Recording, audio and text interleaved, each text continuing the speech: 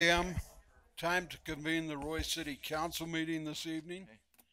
Want to welcome all of the public here today, and especially the foreign exchange students that we have here and the families with whom they're living. First item on the agenda this evening will be I thought we switched that. a pledge of allegiance by Council Member Yeoman and also a moment of silence by Council Member Yeoman. Okay, please join me with a moment of silence first.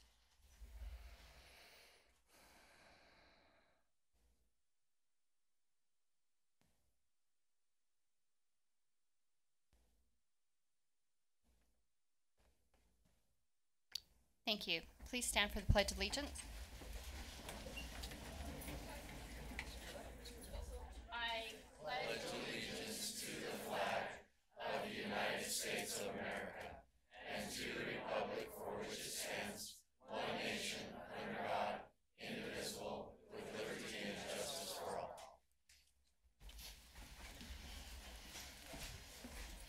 Thank you.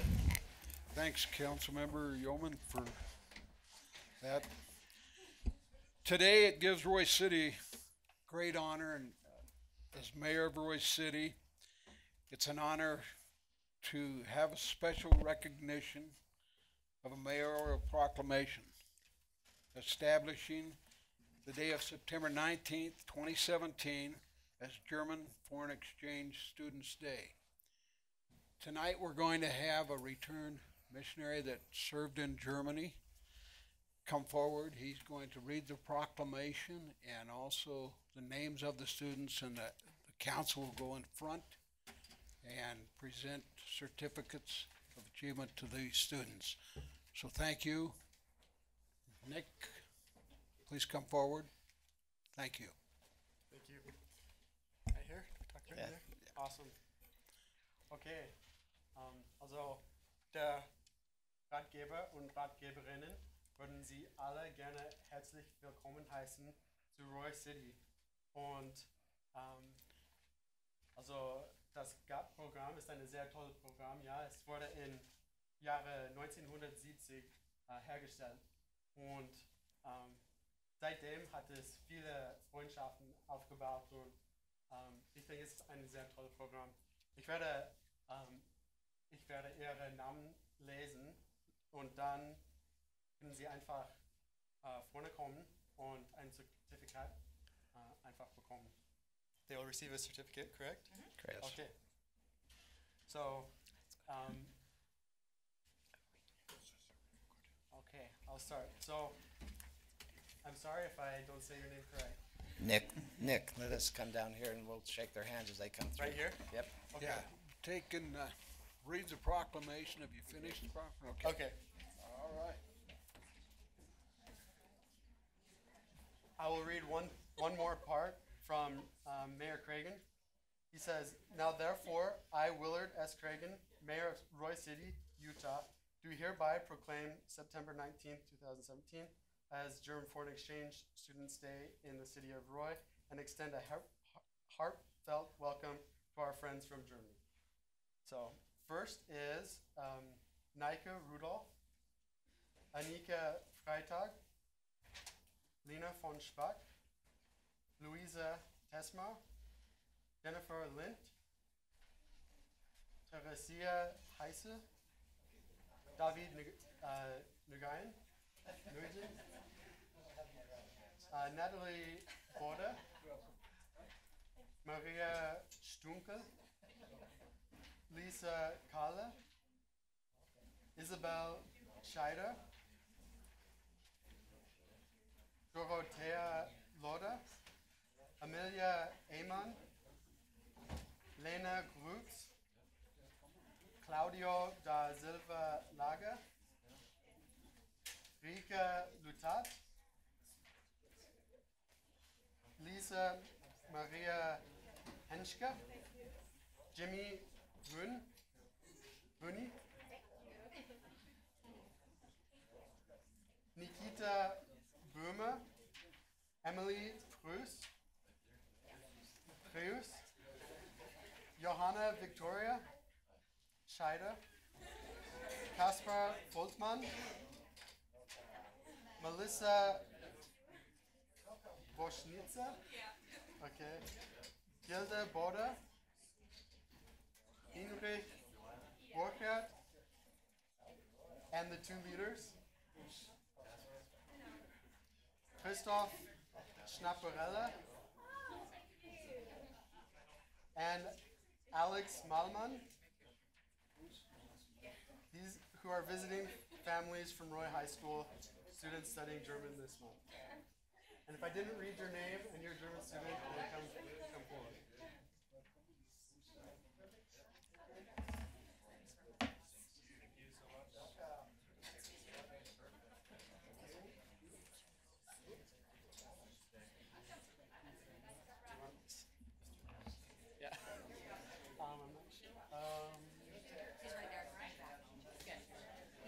I'm not sure.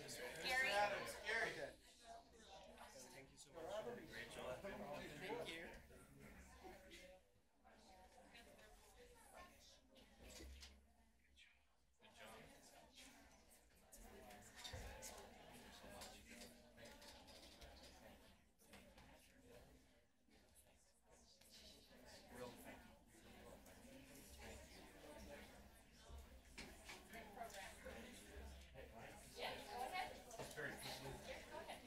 I won't use the microphone, I'll use my loud teacher voice. I just want to, on behalf of all the teachers involved and our German guests and their teachers, thank Mayor Cragen and the Roy City Council and all the officials from Roy City. Amy Mortensen, even more so than anybody, because it's Amy I go to first off right off the bat and say, hey, they're coming, and we do this, and she always says yes, and I love Amy to pieces.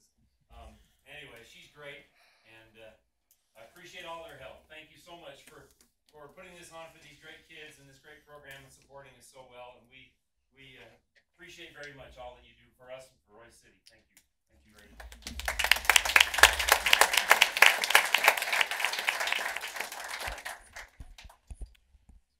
Next item on the agenda is public comments. The first item will be a presentation by Lane Finley. It will be, Lane, would you come forward, please? There's a microphone. Great, I didn't realize I was going to have an army of royals here with me, so appreciate all them coming out. I'm Lane Finley, I'm with the Weber School District. I handle safety and public relations, and we appreciate you giving us just a couple of minutes to talk about the bond that will be on this election in November on the ballot. We have a short video. It's going to tell you everything about the bond, and if you have any questions afterwards, I should be able to answer those. Okay, thank you.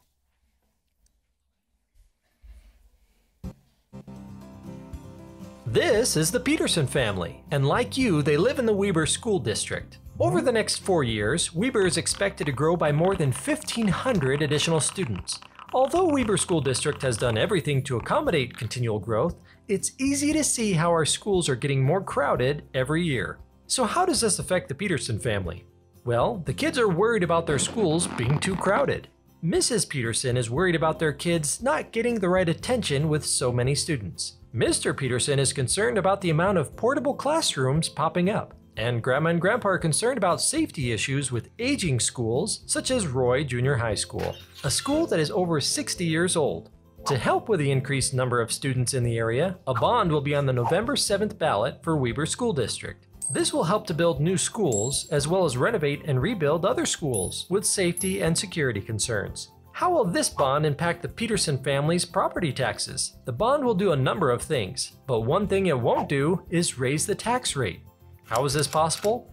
Not only are there more taxpayers and more businesses in the area, but Weber also has a AA rating, which is a high grade that shows a stable, secure, and low risk for bonds. Weber has also fast-tracked the payoff of previous bonds. Therefore, taxpayers will see no increase in their yearly property tax rate from Weber School District with the new bond. And Weber has always followed through on their bond plans. With the 2012 bond, the district rebuilt West Weber Elementary, Walquist Junior High, and North Park Elementary. Built Birch Creek Elementary, which combined Marlin Hills and Club Heights Elementary Schools, added a 10-classroom addition at Rocky Mountain Junior High, and remodeled the gymnasium and cafeteria at North Ogden Junior High, drastically improving the area's schools. The 2017 bond for $97 million will add a 12 classroom addition to Fremont High School to increase permanent capacity. Build a new elementary in Far West in the Remuda area to ease pressure from Far West Elementary. Build a new elementary in Pleasant View to ease pressure from Majestic Elementary. Rebuild Roy Junior High, which is in desperate need of replacement. Expand Weber Innovation High School, a technology-based, cutting-edge school where students experience personalized learning at an accelerated pace. Weber Innovation is open to all students from all 4 other high schools. The district has these and many more needs. Projects not included in this bond will be top priority on the next bond. Weber has a history of going out to bond every 5 to 6 years to improve our schools and without raising the tax rate. This 2017 bond will accommodate for the growth in the Weber area, which will make the schools less crowded, and will also allow for more updated, modern facilities. The Peterson family and many others love Weber School District because of its safe environments and quality of education from great teachers. With the 2017 bond, Weber will continue to build a successful future for all residents. With less crowded schools, there are greater opportunities for every student. Watch for the ballot in the mail October 17th, and then remember to vote. The Peterson family and you can vote in one of 3 ways: absentee, early voting, or simply walk into a polling location on November 7th and cast your vote. Thank you for your time, and happy voting!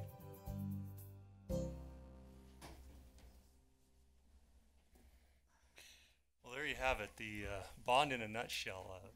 Any questions at all or comments? Obviously, this has a big impact on the Roy community with the rebuild of Roy Jr.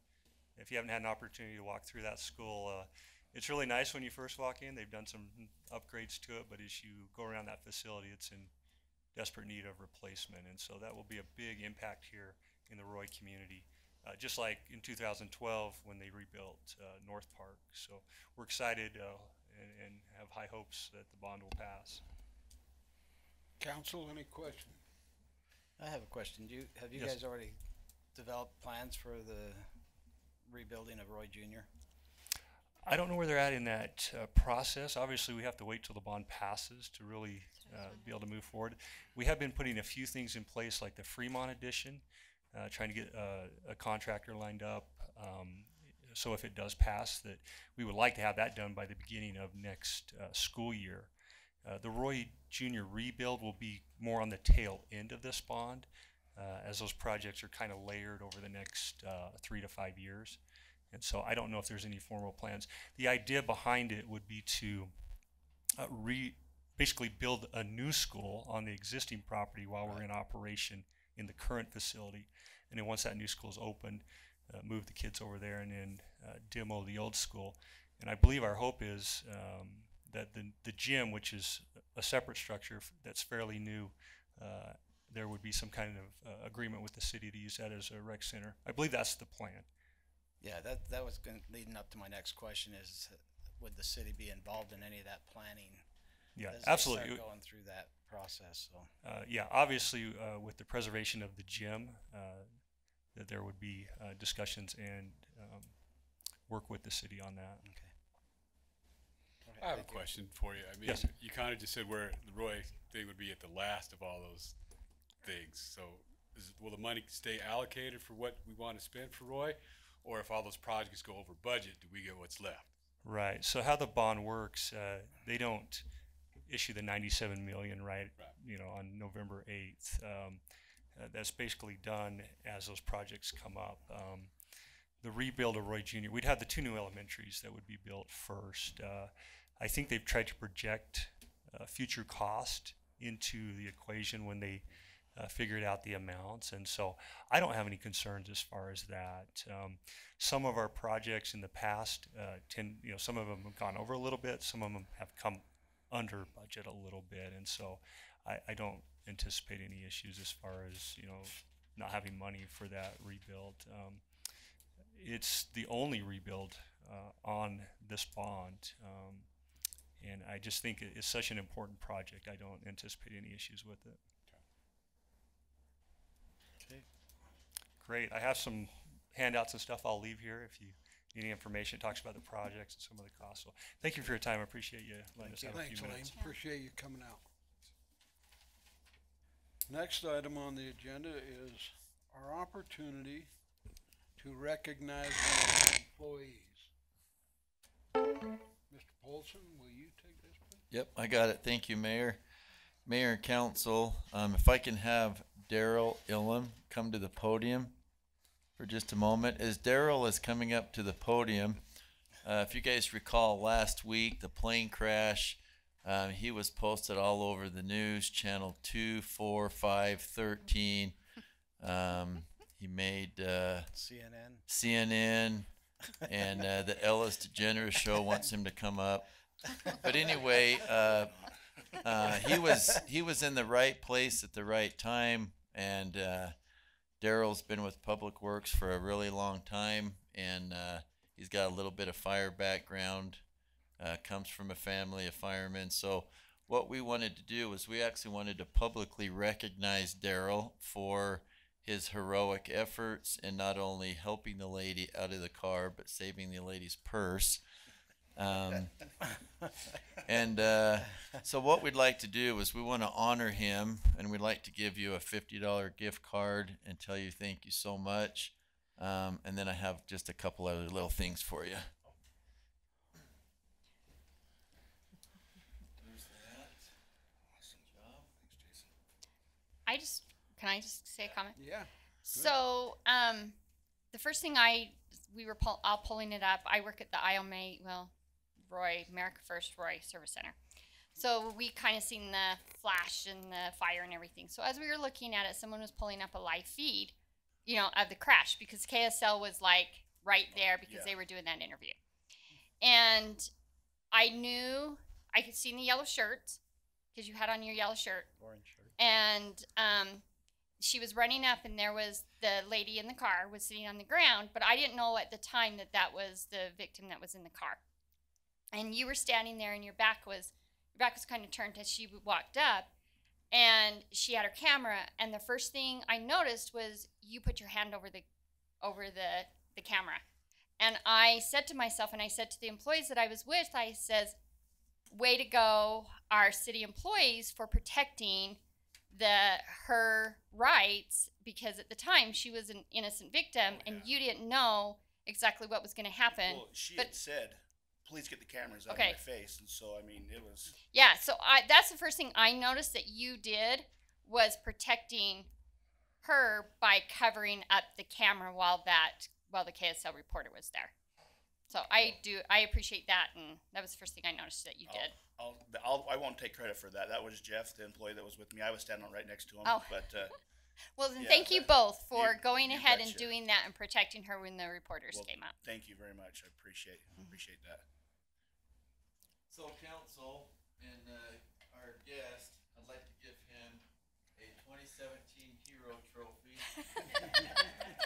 Has this been passed around? Basement from like 1982 Roy days. Yeah, Hero's the big joke, so yeah, Oh, okay. it's a good one. So we know that through your efforts, you did pass the police department, but you're not quite to the fire department yet. You're still the junior firefighter. Fire away. Yeah, and then the police department gave you a little Lego police guy, and here's some wristbands. But on a serious note, it's nice to have employees like Daryl that work for Roy City, that when the call is there, that they actually serve not only the residents but people that pass through our city. So I really appreciate it, Daryl. Thank you. Thank Appreciate you, it. and way worthy of a round of applause. Yeah.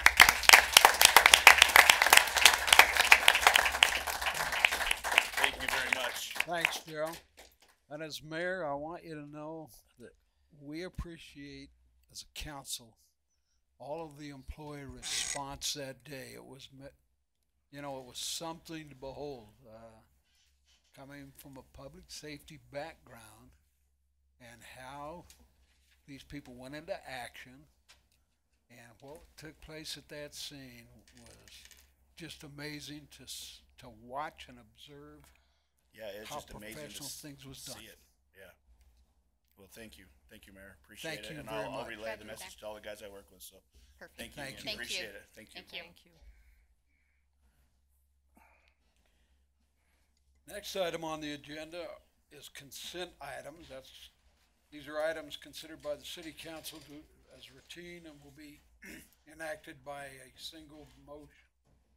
If discussion is desired on any or particular consent item, that item may be removed from the consent agenda and considered separately. This time I would entertain a motion for approval of the August 29th, 2017 special city council minute meeting, August 31st, 2017 town hall meeting minutes. Motion to approve the August 29th, 2000 special city council minutes and August 31st town hall meeting. Second. We have a motion and a second. All in favor? Aye. Any opposed? Motion carries. Next item on the agenda. Mayor, sorry to interrupt. Can we do the public comments? Yes. Yeah. Okay, going back to item E, this is time anyone wishing to address the council on public comments, please come up to the podium, state your name and address for the record, and feel free to address the council. My name is Jay Cottle. I live at 6066 South, 3100 West in Roy, Utah. Know most of you. I've lived in Roy my entire life. A little concerning when I saw him getting ready to tear down Roy Roy Junior High School because it's getting too old, and I was one of the first guys who went through Roy Junior High School, so it's making me nervous. But I've watched Roy go from an agricultural town to a city. And I remember way back when Wayne Kimmer was the city administrator, which goes way back, we actually won an award, as I recall, for the most beautiful city in America. And probably there's still a trophy around here someplace that showed that. But I'm concerned, there's some wonderful things going on in the city right now as far as beautification goes. And Marge has done some marvelous things. You're to be commended for, and I applaud all the things that's happening in Roy to keep Roy beautiful. But I do have a concern about some of the homes that's in Roy. Some of the way the yards are kept up, some of the landlords don't really care as long as they get their monthly rent. And I would just hope that the city council would address that issue and look at some of the homes that's in our city.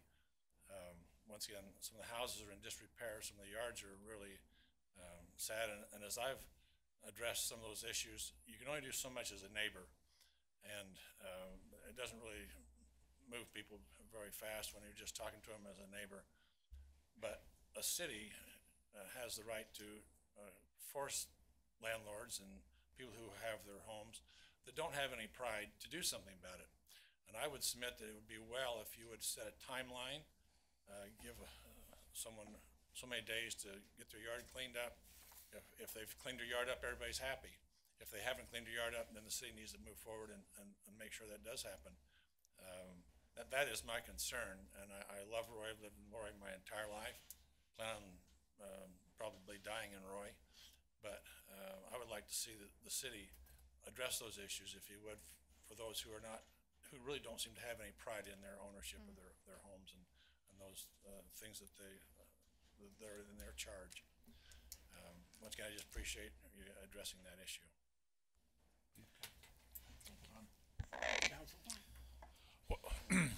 I'll be honest with you, Jay, I agree.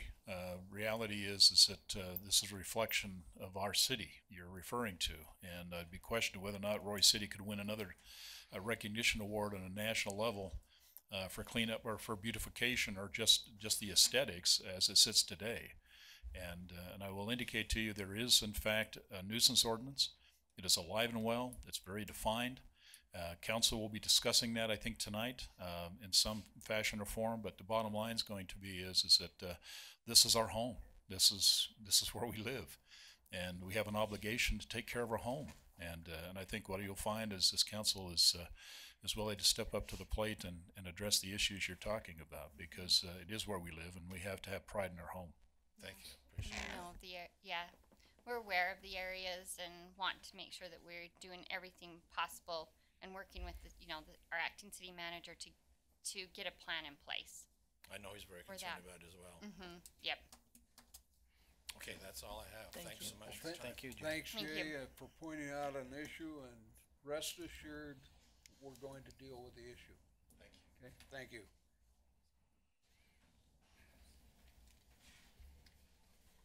Okay. One more. Mayor, City Council, my name is Patrick Hansen. I live at 3973 South, 2275 West in Roy. Additionally, I'm a longtime resident of the city, deep roots here in the area. The previous gentleman addressed some of the concerns I have, and I'm sure nothing that I'm about to bring up is a surprise. I know it's hit the council minutes before, but my concern with a particular goat is it goes beyond a nuisance. There's members of my household that have serious health issues, and when you walk past this house, you don't have to look at it. You know, I can go in my backyard. I don't have to look at the house. His First Amendment rights, I'm not worried about, but I can't get away from the smell. The ammonia smell from this goat is horrendous. It drives migraines, it drives eye irritations. It literally burns your eyes if you step outside or open your windows. I live directly across the street from this person. My wife has come in and complained to code enforcement, and she kind of gets the eye rolls, which is frustrating. This is code enforcement. A little bit of professionalism goes a long ways. They get the eye rolls and kind of the smirks. Yeah, we know what house you're talking about. I get that. Probably a dozen complaints a day. I do get it. However, code enforcement is under the impression that this is an emotional support animal. The ADA regulations, as well as Utah law, which I'm sure the city attorney has looked up, do not recognize emotional support animals. They only recognize service animals, which is specifically defined as a dog or a dog that has been trained or is in training for service activities. It does not recognize emotional support animals and actually specifically excludes them from the laws from recognition, both the ADA and Utah laws. All we're asking is for code to be enforced. The goat, if he wanted a goat, he should have bought a property where he could have it. He's not zoned for one. It shouldn't be there, especially not in the capacity that he is lacking the maintenance of his service animal. You know, he's not taking care of it. It's allowing the ammonia to build up, and it's creating a huge health issue for the whole area. Now, I'm asking, what can the city council do in this aspect? I know it's been addressed. I'm sure you guys have discussed it at length. I'm new to this type of forum, bringing this up, and I'm asking, is there anything I can do? Is there anything you guys can do? How can I support you? What you're asking right now, that specific situation is a legal issue, and really the only person who could and should address it is our city attorney. In fact, if you'd like to come in and see me, we can go over this, and I'd be more than happy to talk to you, because I think I've got some ideas that we could help Are you still, Okay. I know some of the neighbors have been documenting. We want documentation, so times, places, pictures. Documentation is going to be very difficult. Since the words got out, he's really on top of that. There's neighbors that if there's a police call, they have scanners and they'll yell over to him, so the police aren't going to be able to catch him. Animal control, she calls ahead and tells him that she's on the way. They have each other's phone numbers. So a little bit of impropriety going on there that we have wind of. So it's going to be difficult to catch him, and he's upped his game. Okay. So I wasn't aware of that. It's still, I'd love you to come in and talk to me, okay? Yes, sir. And I'll be more than happy to help you out. I'll get with you after the meeting and get your contact information. Okay, that sounds good. All right. Thank you for your time. Thank you. Thank you very Council members. much. Anyone else like to address the council, please come forward. She's got a whole list.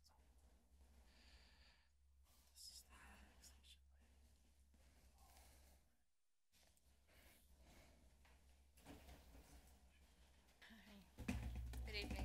I'm Jacqueline Thompson. I'm at 5084 South, 3550 West in the unincorporated areas near Roy. Wanted to thank the council for the time that they spent 2 weeks ago discussing the potential annexation of the area. We have had a meeting with the residents, and we would like to further the discussion prior to having anything actually put into an ordinance or a resolution, to make sure that some of the items that were brought up at the residents' meeting last week are part of what's addressed in that resolution before it goes to the county. So I'm actually requesting time with you or time with Mr. Parkinson to discuss some of the zoning issues. And there are a few questions regarding county permits that weren't in the documentation that Mr. Parkinson provided. So we're also looking to meet with the county in addition to with some of the city employees. One of the items that I asked the residents to keep tame for now is the questions regarding the tax changes between the raise that we had in Weber County last year, the raise that we had in Roy City. They want a direct comparison. I don't know if that's something that can be provided, but it's something that I think would help further that trust issue, to help move this along so that we can, give the county what they're looking for in terms of the commitment from the city as to what you guys can help us through as we potentially become part of Roy City. Yeah, well, I got this. Yeah, can we meet after and let's schedule a meeting with you, the city attorney, and Parkinson? Fantastic. Yep, you got it. Thank And then you. we'll just bring it back to the council. Okay. Okay. That's great. Thank you. Anyone else? Please come forward. My name is Brock Carter. I live at 2787 West, 5200 South. I don't know, is this proper time to discuss the allocation of monies or transfer of monies to the general fund that we're going to discuss tonight? There'll be a public hearing for There'll be that, a public and hearing just on that. after this. Okay. Want me to wait then? Yeah, I'll wait. if you would, Thanks. please. Thank you. Anyone else? Chief? I realize, Mayor and Council, it's a little unusual for the police chief to get up and speak during public comments, but I wanted to address some things about the city manager. 2 weeks ago, he gave me a guarantee and a promise that BYU would win the Holy War by 14 points. As we all know, that game didn't quite turn out that way. Further, on Friday, he was in the car with Councilman Hilton and Councilman Tafoya, and over, the phone, when he had it on speakerphone, he made me admit to them that he was my daddy. I had to say, yes, Jason, you're my daddy. So I think it's only fair that since he's done that, there should be some activity taken to help him. And I've got this that I'd really like to see him put on.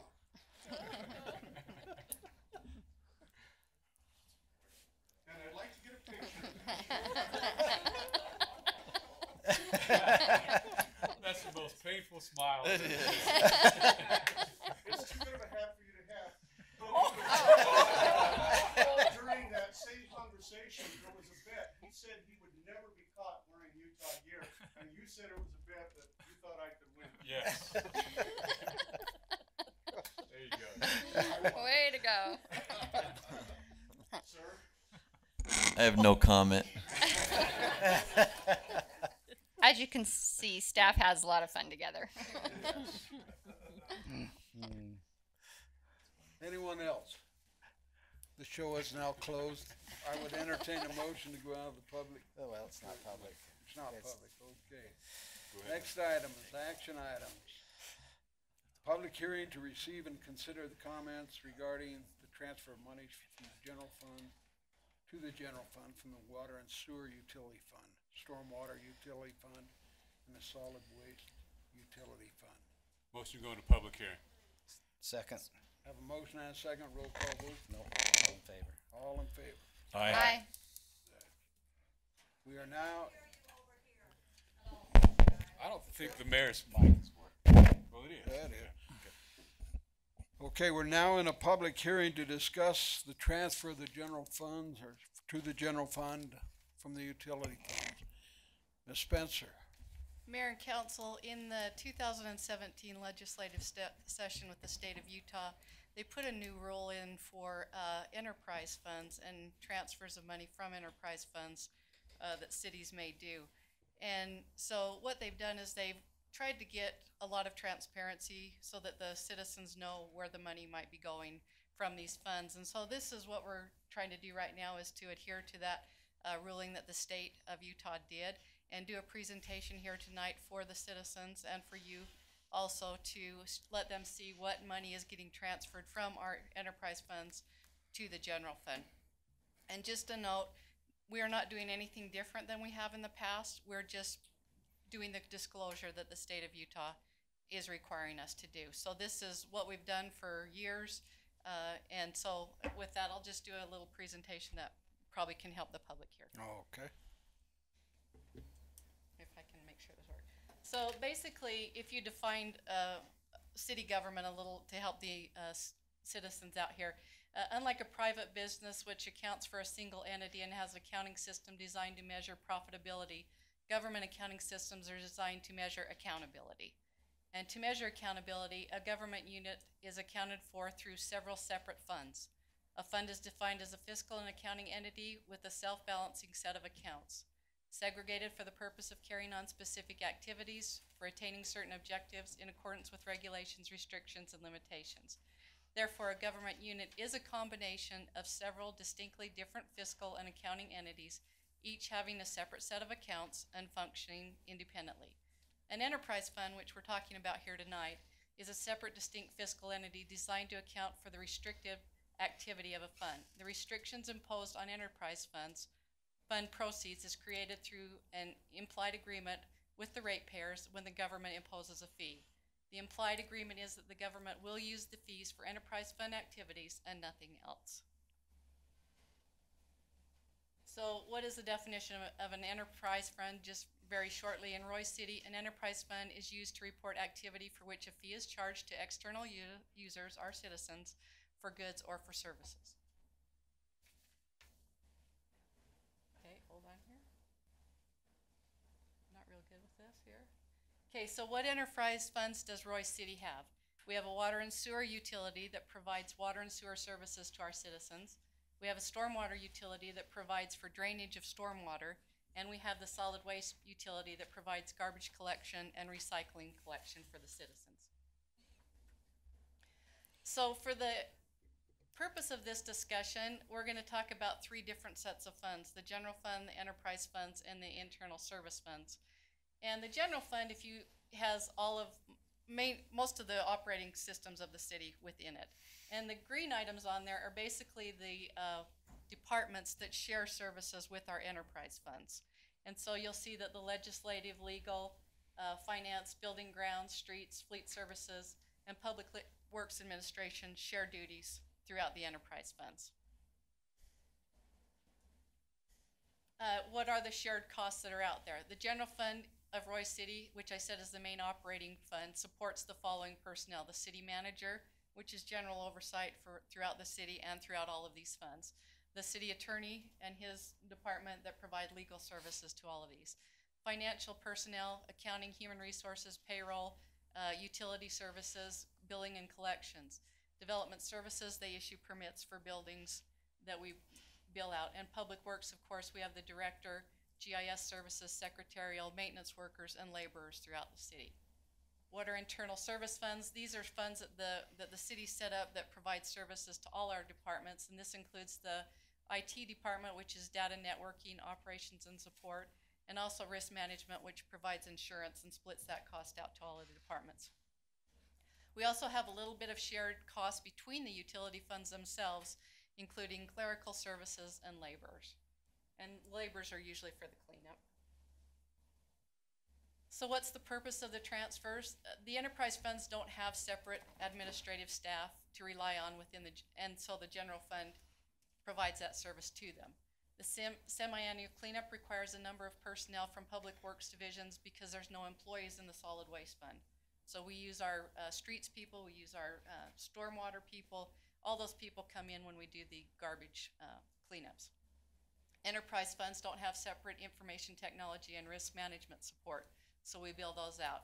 And on a monthly basis, we do these entries that allocate these charges from the enterprise funds to the general fund.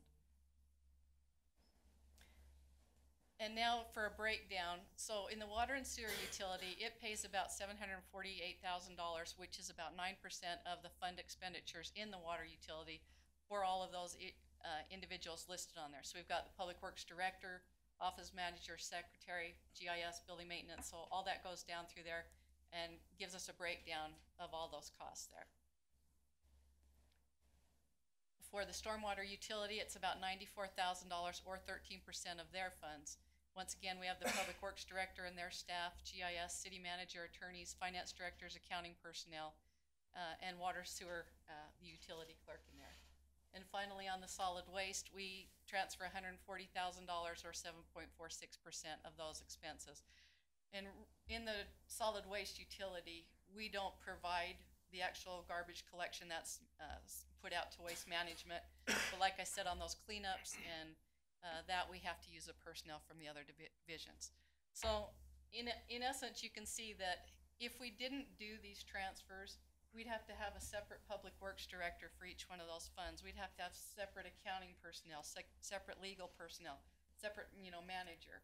So we take and share these expenses because we feel this is the least expensive for these funds, keeps the cost down to the citizens by doing this and not hiring, doubling up on all the personnel and their office space and all the other costs that could come through with that. So like I said, this is something that we have done for years, that we continue to do, but we do need to have this disclosure to the public, give the public an opportunity to comment on it, and then we've got a resolution in there for you just to basically say that you're good with the transfers and that. They're already in the budget, but you would know what would happen if we didn't do these transfers. We would be staffing up to fill these positions in another way. So if you guys have any questions, I'd be happy to answer them. Council? Just from edification, Kathy, you mentioned some percentages. How do you computate those percentages that you're allocating from each of the funds? The statute just says we have to estimate. Oh, it's an estimate then. So we go in and we estimate and we say, city manager, perhaps half of your time is spent with all three of these utility funds, so we'd each give them, a portion of that. Same with the legal, same with accounting. The billing personnel, of course, a higher percentage of their time is spent, with the collecting. The Public Works Director, he's got, 2 departments in the general fund, but then he's got 3 other utility funds that he has to deal with. So we try to go through each individual and determine what percentage they would have to the best that we can. No one fills out a timesheet to tell, that I spent, 2 hours today on this fund and stuff. So it is an estimate, but that's what's, the law has asked us to do, is estimate those. And the alternative then would be, as you're helping us to understand, is if we had to keep all the fund or all the expenses within that enterprise fund, we would hire staff then to accommodate the requirements. In your opinion, then, it doesn't seem like there'd be enough work to keep people fully engaged during that period of time, and so it would be periods if they of. were in the general fund or something, you'd have to say, well, if they're not going to spend their time in the enterprise fund, what are they going to do? What are they going to do? And same with the utility fund. Okay, we're going to hire a manager, but once again, do we have enough to keep them busy? It's not an 8-hour day job. Right. It's just a fraction of that. Okay. It appears to be a money saving thing to do this, and to keep the personnel down and be able to share the services between all of those funds. Okay. Any other council members? No, that was a good presentation, Kathy. Okay. Thank you. Anyone from the public like to address this? The one gentleman came up, I believe.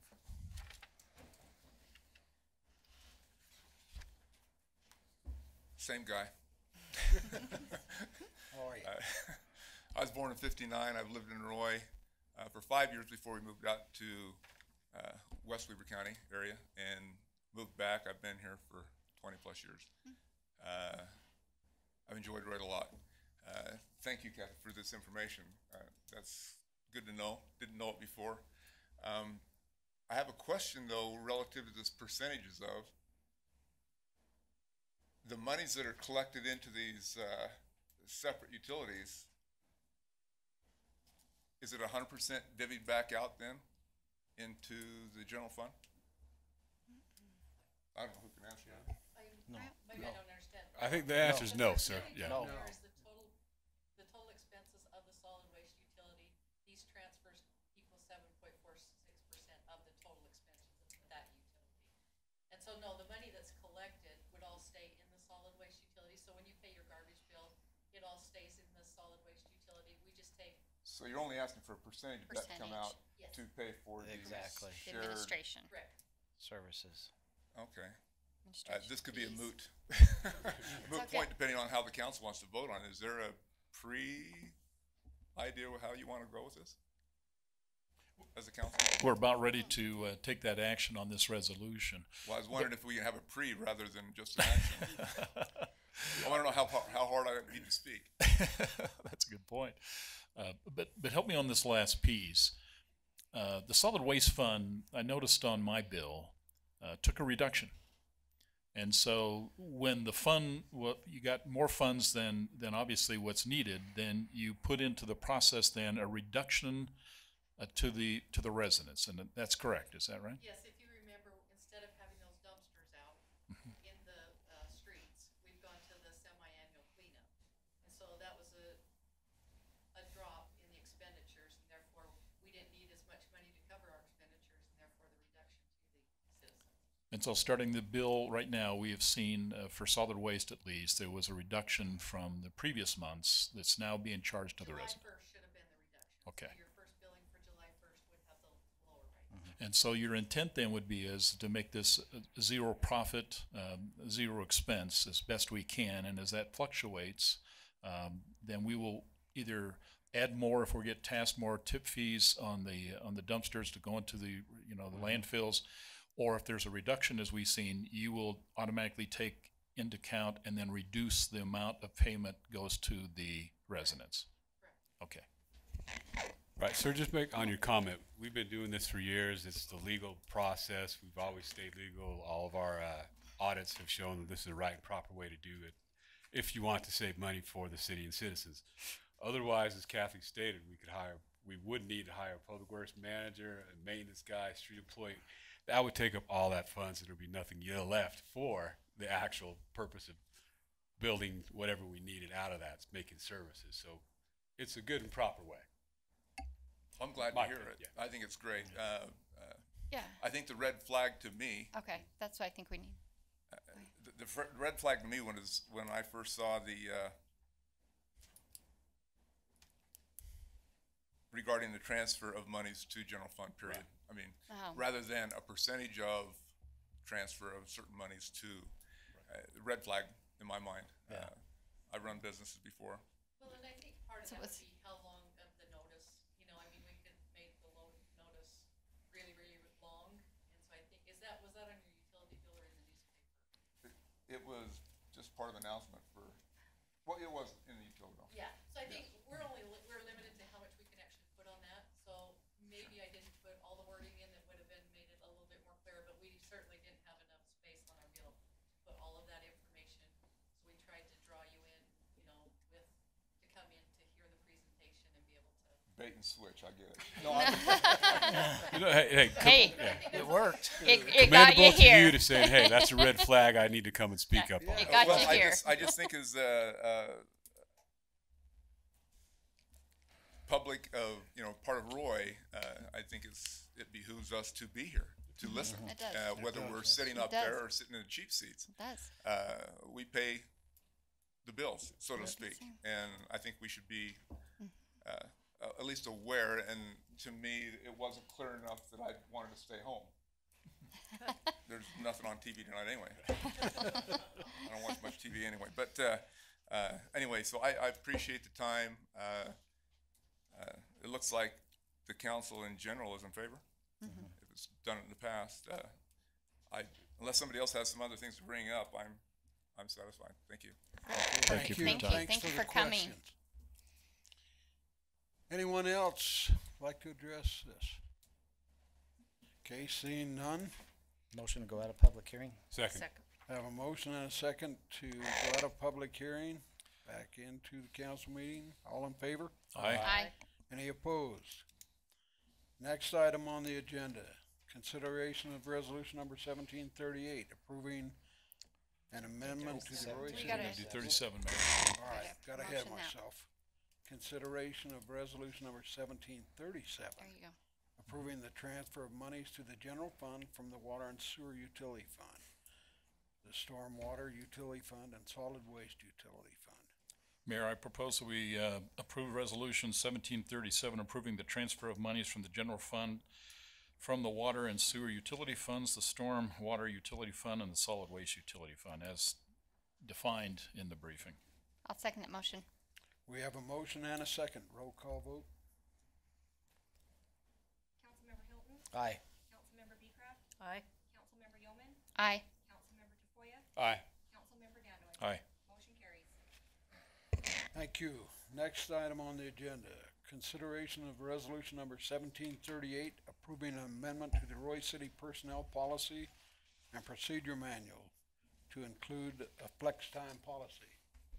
Mayor, I'll address that. This is a policy or maybe an operation that we're kind of doing that we just want to put into policy. It's in the leave policy and we're going to add it by the comp time. So this is for employees and a supervisor to work out an arrangement if an arrangement needs to be made to have that employee meet their 40-hour work week. For example, if one of my workers says, hey, I need to come in at 10 o'clock. Can I come in at 10 and I'll work instead of till 5, I'll work till 7. That's pretty much between the supervisor and her employee. As long as they work it out, it meets their needs. It's just them willing to help the employee, and they still get their 40 hours a week, and it doesn't affect the operation of whatever individual department. We just wanted to put it into policy, and that's what we're asking for. I think you guys all read the policy. I thought Andy did a good job on writing it, and that's basically what the flex time is. So we do a little bit of it, and now we're just going to put it in a policy. Any questions, council? Concerns?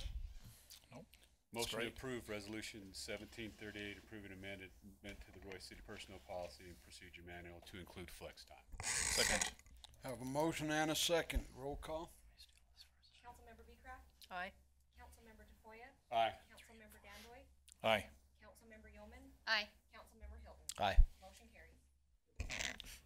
Next item, consideration of resolution number 1725, amending section 1102 of the Roy City Personnel Policy and Procedure Manual concerning the appointment of the Roy City Justice Court judge position. Mayor and council members, back in July, we were looking at reorganizing and maybe restructuring or defining how the powers and how we would run things between mayor, city council, and department heads. One of the things that we were looking at that time on resolution 17-25 was considering taking away the appointment power and saying instead of the city council, we would let the city manager do that. So when we presented this to you back in July, it was decided that we wouldn't do that. We would keep that how it currently was. So we're leaving everything in that policy the same except number 5. And number 5 dealt with when you're appointing a judge, that has to be a mayor decision with the terminology as ratification. That's right. So we just left that in. So everything in our current policy and procedure manual will stay the same other than changing that with the mayor for this policy. And I just got a question on that. I mean, on the last thing that we didn't really get the pool of applicants. That was vetted by a committee, a judicial committee, and they said, here's your 4 people. Right. Yeah. What happens with that they've set it up. You have an appointing committee, which basically provides a recommendation to the mayor. It screens all the applicants, interviews them, and then it can send anywhere from 3 to 5 of the applicants to the mayor. Then the mayor makes that decision with ratification by the city council. Right. So just a question: do we need to put that in there anywhere? We just know that's how it works. No, we don't need that in there. This will cover it. Okay, great. Okay. And by the way, from time to time, the way they set that up can change. Okay. Okay. Mayor, I just got a comment if you're looking for the council to make comments. Yes. I'm reading your policy, so help me walk through this real quickly, okay?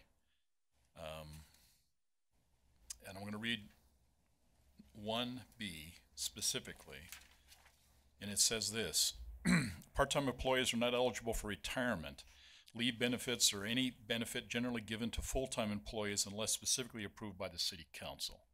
That's the word specifically in the current ordinance or the current personnel plan. That is 1B, correct? I just read it correctly. That's how it reads, yes. Here we go. For the purpose, now I'm reading number 6 on the second page, elected officials. For the purpose of Utah State retirement coverage, the city classifies all elected officials as part-time. That correct? We are part-time. But it says on 1B, it says part-time employees are not eligible for retirement unless the city council has approved an ordinance authorizing it. Has the city passed an ordinance authorizing part-time employees to receive retirement? The state of Utah determines whether or not the council are eligible for retirement based on your wage that you get. At this point in time, our wages don't reach that threshold. Other cities do, but ours does not. Okay, so we're not getting a retirement. So the 401k that's I'm getting is not my retirement. You want to tell me what it It's not a is? retirement system. It's not part of the URS retirement system. But it comes out of the ICMARC retirement services. It's not a dedicated pension fund. That's the difference between the two. The council has approved you guys to get the 401k. Okay, so there was approval at some point in time authorizing And that. we talked about that quite at length at the last budget session. Okay, the key is I have not seen that resolution, but I want to make sure that if we're going to allow this to go through, that it's clearly understand that the council has approved that, so that in fact we're not getting a quote, 401k non-retirement plan that is in violation of the very policy by which we are signing. No, you approved it as part of the budget. At one point, Bob, the Okay. city council members were also enrolled in the Utah State retirement system. Right. That was changed at some time, at one point, and then instead of going back into the Utah State retirement system, They went to the side of that. it went to the Okay. side and it went to the 401. The key to this, and the reason why I bring this to the attention would be is that a layman reading this policy may draw the conclusion that in fact is the 401k that I'm getting, regardless of whether we define that as a retirement plan or not, I treat it as a retirement plan, may be in violation of our own policy. So it's important that we make sure that if we're going to read this and leave the wording as stated, that in fact it is clear, so a person like me who reads the policy is not going to be misunderstood to suggest is we may be in violation to our own policy. So if long as the council has approved, the fact is that we are getting a 401k cutoff as being a member of the city council and a part-time employee, and we approve that, although I did not read that necessarily in the budget. The fact of the matter is that we're compliant with our own policy. That make sense?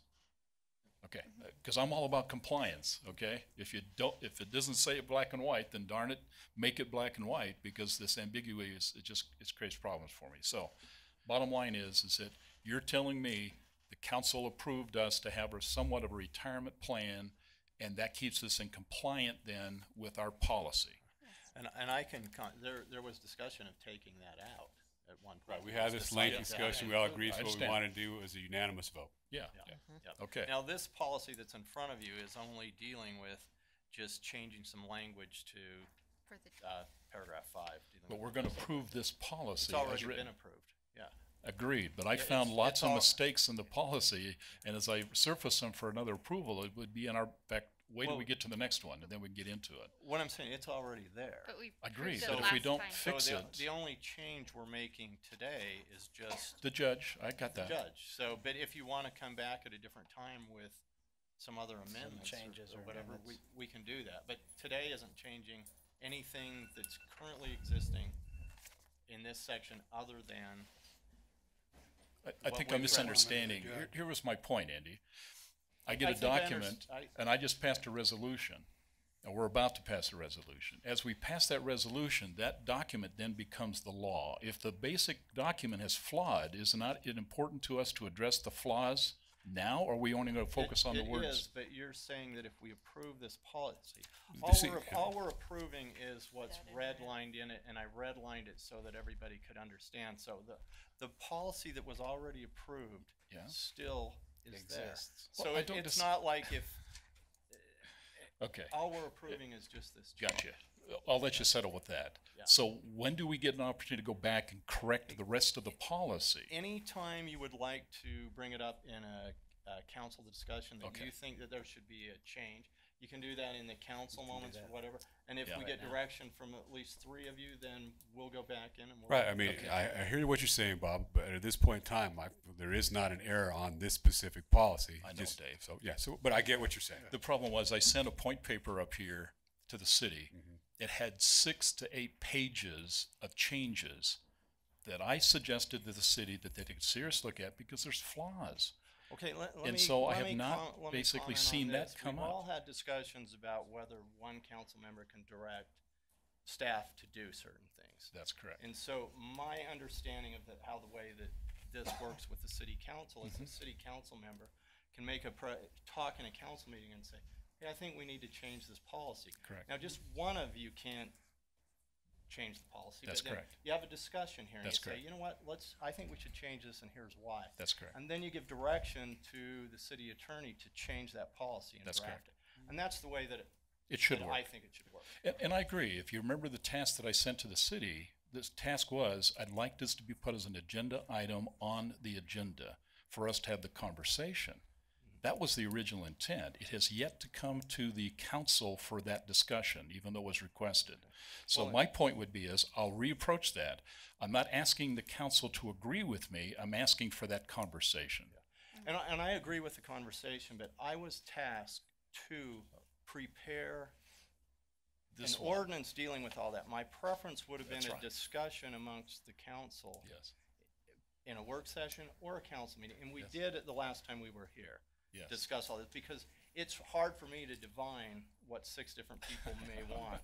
So having that discussion and coming forward with that, then I can go from there. Got it. Now, that's what we did when we had these in January. We discussed them. Yes. I've tried to make what I thought the council had directed me to do, and I may or may not have. I may have missed some Oh, things this is here. just one of them. So Andy, this is just one. This is what, but I This is don't just ever one. recall a discussion about part-time. Yeah, I know Councilmember Dandoy So is. that catches me in an awkward position. Right. Totally Just agree, but hearing me. to kind of clear this up, Councilman Dandoy has a lot of recommendations on policy and procedures, no doubt about it. And I think it's proper that we do set up a work meeting in order to address those. All I wanted. Okay? And let's just set that up. Yeah. Jason? Okay? All By right. the way, the flex time was one of those, and today we fixed the flex time. That's a good one. There's about 5 more, 6 more that needs to be addressed. So however we get to them, I'm okay with that, just that we need to get with them, okay? Thank you. Well, the nice thing is we're going back, we've done some research and some things, and we're looking at policies and procedures, we're looking at the ordinances that we operate under. So we're moving forward one by one, and we will get the process done. We'll hold a workshop to address these other issues as they come up, and I think that's fair to say. Okay, any other discussion on this? Motion to approve Resolution 1725, amending Section 1102 of the Roy City Personnel Policy and Procedure Manual concerning the appointment of the Roy City Justice Court judge position. Second. I have a motion and a second. Roll call vote, please. Councilmember Hilton. Aye. Councilmember Yeoman. Aye. Councilmember Dandoy. Aye. Councilmember DeFoya. Aye. Councilmember Beecraft. Aye. Motion carries. Next item, consideration of ordinance number 17-9, amending the Roy City Code, Title I, Chapter 6 and 7, concerning the powers and duties of the mayor and city manager. Okay, mayor and council members, on this was presented in July also. And we went through different things. We were looking at clarifying more what role the city council, the city manager, and the mayor had. So this was presented at that time. And I was to come back with this with some of those changes, certain things taken out. And so that's, what I've tried to do. If there's something in there that you don't like or that I didn't get, because I know there was a lot of discussion and there was disagreement on certain areas too. So if I've put everything in red, I've also have, and we went through this before back then, but we've also put lines through certain things that we were taking out. Okay, Andy, I'd like to make a point on some of that. Just I mean, a we few. discussed it before. We've had now 6 weeks minimum to soak it up and go in. And you took out a few things, but I think we can clear this up with a few things taken out. Okay, so like on the first one would be under the mayor and power duties, number 13. Have no administrative or executive powers or duties. That's by state statute. So we could just leave that sentence in, but all the rest we need to take We out. could get rid of the rest of Right, that because the sentence, rest but- shouldn't apply, because we're gonna take out the same thing from the council. If the mayor needs to call a department head, he should be able to, part of the council. So that should just be Right, strict, right. okay? And that came, you know, Right. that was something that some other Right, just a places suggestion. have in there, so but, I'd say but we- I agree. yeah, I leave think that first sentence there, but strict everything else take out. the rest of that out. I And then agree. on 1B, 17-5, 1B, where it says, except for the purpose of inquiries, we just scratch that out altogether. Could we discuss that and says, no, we want the city council to be able to call and talk to I'm whoever they sorry, want. where is that again? Under city manager. Oh, under city manager, okay, B. sorry, I'm over. 2B, my fault, 2B. And just get rid of B altogether. And I think with those two being taken out, it meets all the stuff that we wanted to get done and accomplished. Can we make a comment on that? Just edification, just help me understand is that the policy you're basically allowing to stay in here as it relates to the mayor position, and let me just read exactly what it says. It says that the powers and duties of the mayor and the mayor shall keep the peace and enforce the laws of the city. It also, that's on 4, and B4, and then it also says on B8, ensure that all the laws, ordinances, and resolutions are faithfully executed and observed. But on 13, as it reads out, he has no administrative or executive powers to do that. So how are you going to expect the mayor, how do you expect the mayor to go up there and basically be responsible then to ensure all laws, ordinances, and resolutions are faithfully executed in this city, to include the nuisance law? And in fact, number 13 says you have no administrative power or executive power to do that. How does that work? I can see, Bob, I can kind of see where that's a little bit worded different. So it sounds like, I think we know what our intent is, because we've talked about this before. I think it's maybe just a wording change. Okay. So does it make Well, sense what he was we just could- saying? We could delete those. That's what state law lists as powers of the city manager, but we can take that out. The council has. Take which one out? Well, we could take whichever way so it's not inconsistent. So if we I take think it's just- 13 out altogether We and could allow take the mayor 13 out, then, or we could take the other 2 out.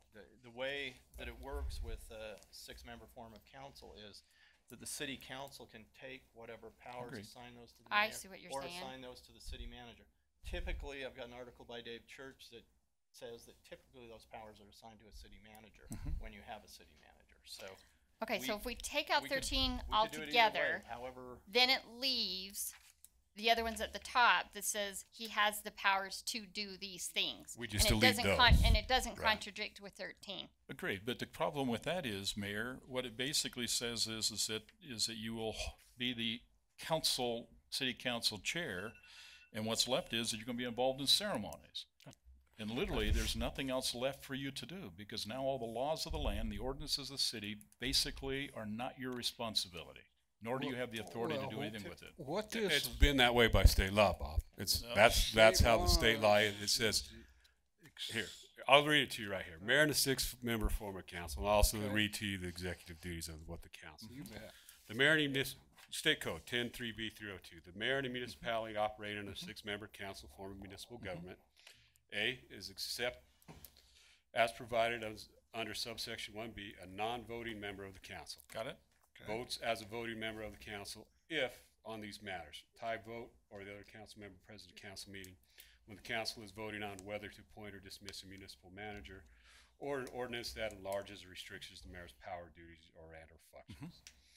Is the chair of the council and presides at the council meeting, exercise ceremonial functionality for the municipality, may not veto an ordinance, tax levy, or appropriate passed by the council except as modified by ordinance under subsection 10-3B-302-2, has the power and duties described in subsection 10-3B-104, and may, within the budget constraints, appoint one or more administrative assistant to the mayor.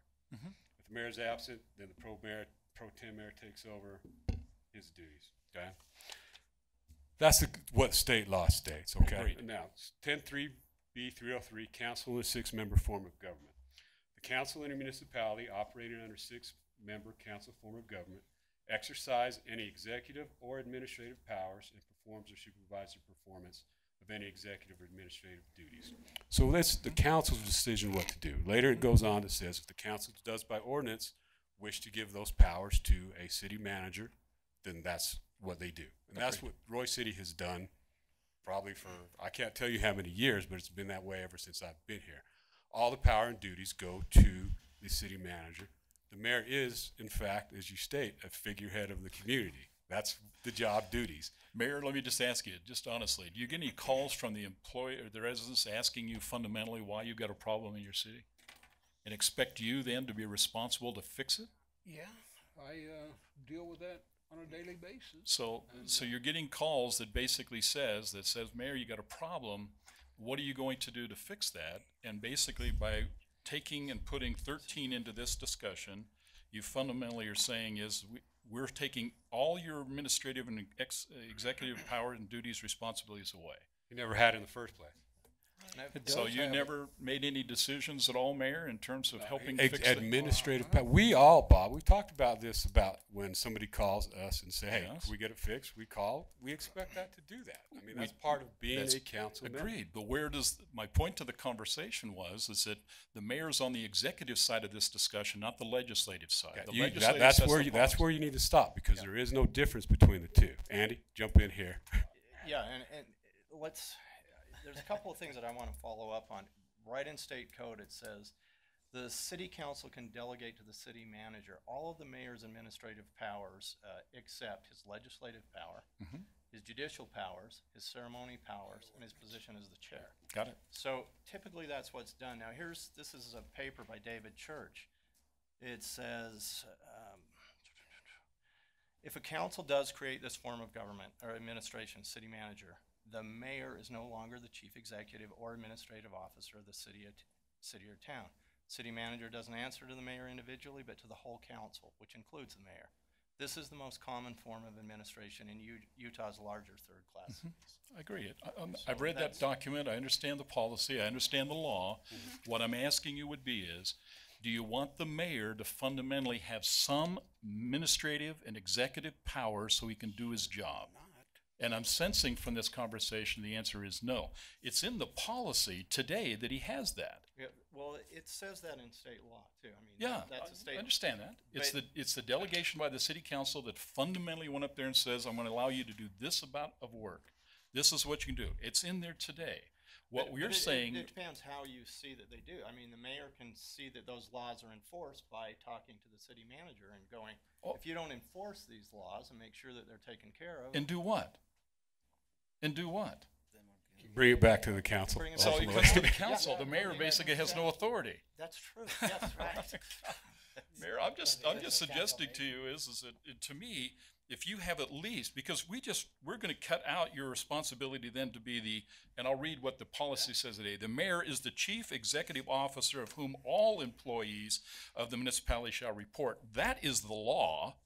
We have the power to change that law, and we're going to do that And today. that's what. Right, that that's was the whole the purpose direction of that it. we I understand were told that. to take care because we had a conflict that was going on. I agree with that. I do so that. we were going to get rid You're of right. that conflict. But by the same token is that you're suggesting is that we've taken away everything that the mayor except his ceremony responsibilities and his chair responsibilities, and you will be delegated then to put people on commissions at the consent of the council. Whatever you would prefer. It's not. Well, I prefer get rid of 13 altogether. It's not my choice. I understand. Okay? It's the council's choice. Then let's but do the that's what the vote. council can do. I say get rid of 13. I agree. The other stuff, I'm okay. Everything else you got is great. Throw out 13. Allow the mayor at least some authority to be able to do something. Ultimately, you can't, Bob. I mean, that's where the confliction comes in. The mayor, the council either has to decide to give him the authority or give it to the city manager. Wait a minute. No, there's no in between. do you have the So do You're we, both on the on the executive side. Tell me, how are you going to basically do that? You're saying as mayor, all I want you to do is I want you to just basically walk around and shake hands. That's what state law Yeah, says to do. They say that's that what, the mayor has no Sign executive power ordinances. whatsoever. Right. And The that's fact not is, right Dave either. Church right here a couple of weeks ago says this council has the authority To do whatever it do wishes. whatever we want. Correct. And I'm saying to you is, you can put the administrative responsibilities, particularly the police department, okay, as a department, under the city manager. We all agreed that. But to suggest for a second that the mayor of Roy City, 37,000 people, the only thing he can do is shake hands, I'm telling you, puts the mayor not only at risk, Mayor, but I don't know how you can function effectively. At least as it sits right now, he has some authority to do something. Every third-class city in the state operates that way, Bob. That's the law. Okay, That's how it's let's talk procedurally about done. North Ogden. North Ogden right now has a don't have the full-time mayor who basically runs that city. It's a third class city. Which the and they council have- decided they wanted to do. Exactly, Also a city because the council had the authority to simply delegate the responsibilities to the mayor and not a city administrator. and that's what they chose to do. Instead Exactly. of hire another city manager, the mayor Exactly. took the role of the So city don't strip the mayor of his responsibilities, because if he's all going to do is just simply can't talk to anybody, can't direct anybody, can't basically give any direction to anybody as the mayor of the city, then all he's basically doing is just celebrating. Well, he's a member of the council, just Oh, like yeah. any other. With council. no He has no votes. vote. With no vote. Well, I didn't make the laws, okay? But But we can make the law. That's my point. We can make the law. Exactly. So it's Great, however you know you what? wanna Let's do put it. this to a vote. Put it Okay? for a vote. I'm gonna put a motion as my original motion. Please. We leave first sentence in 13, have no administrative or executive powers or duties, period. Get rid of everything else, and then go down to the B1 and just get rid of that altogether. Okay. Okay, that is my motion. There's the motion. Let's take a vote. And oh, by the way, the law says the mayor votes on this. Take it. We have a Yes, the motion mayor, on the the mayor floor. does vote because it deals with the mayor's powers. That's right. Take it. Second the motion. Have a motion and a second. Roll call vote. Councilmember Hilton, I'm going to abstain because I didn't get this till today and I haven't had a chance to look at this. That's a good question. Councilmember Beecraft, Aye. Councilmember Yeoman, Aye. Councilmember DeFoya, Aye. Councilmember Dandoy, Nay. Mayor Cragen. Nay. And the law says that if one city council member and the mayor say nay, it is not passed. I don't see that anywhere. This is a majority vote. You have an abstain. Not on this abstention. one. Not on this one. Go ahead, give them the legal. I can pull the legal Well, could you document. if you can point that out Where to me, is it? because I'm not aware of that.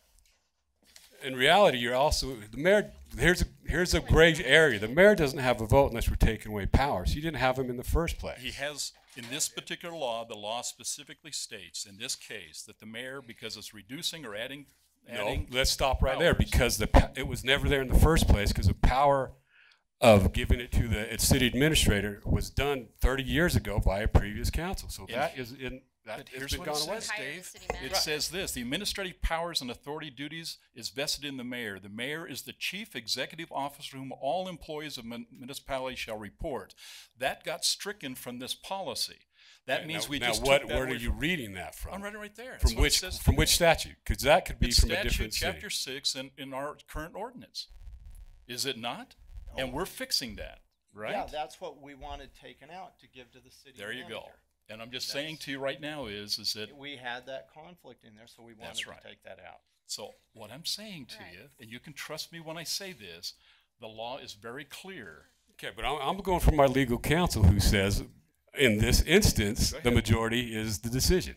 It's not He doesn't have any other So- thing to say otherwise. Yeah, and I don't have the code in front of me, but I would be more than But I happy do. to Would look you at like me that. to read it? So I would. Please, I don't want to make this hard for you. Well, it's all right. 'cause Adopting I an don't have ordinance- the code memorized. Believe I me. know. It's adopting an ordinance under section 1BI, removing from or reinstating to the mayor a power, duty, or functional provided by this section requires the affirmative vote of the mayor and the majority of all the council members. Okay. Or all the council members except the mayor. But here's what it says. The mayor could said no, and he said no. No, If that one, doesn't say that. let me read it to you one more time. Adopting an ordinance removing from or reinstating the mayor a power, duty, or function provided under this section requires the affirmative vote of the mayor and the majority, or all of the council members, and not the mayor. That's the law. So having said that, I'll give you chapter and verse. Can you pass it over? Hold on, I got so many things here, I gotta make sure. Or we'll pull it up here on the. Please, here's what I'd like If you to you've pull got up. the code section. I do. I don't want to make this hard, but by the same token is I don't sense this. I'd like you to look at Title 10, Chapter 3B, Part 3, Section 303. This is the council, the six-member council form of government. Go to, yes, I may have pushed to the wrong one. This is Title 10, Chapter 3B, Part 1, Section 104. Powers and duties of the mayor in a 6-council and a 5-council member council form of government. So here's what it says, and I need to have you look specifically at line 2,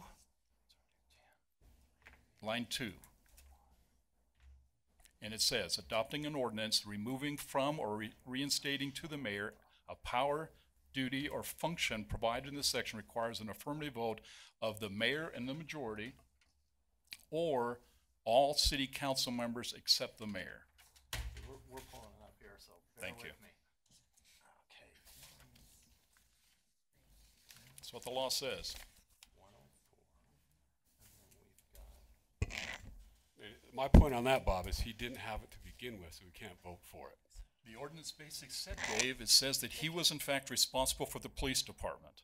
And it also said the city council, the city manager It did. was. But Okay? we changed so that's the ordinance. whole point of doing this. Exactly, but the point I want to suggest is that it said in the ordinance, this is what the said in the ordinance was.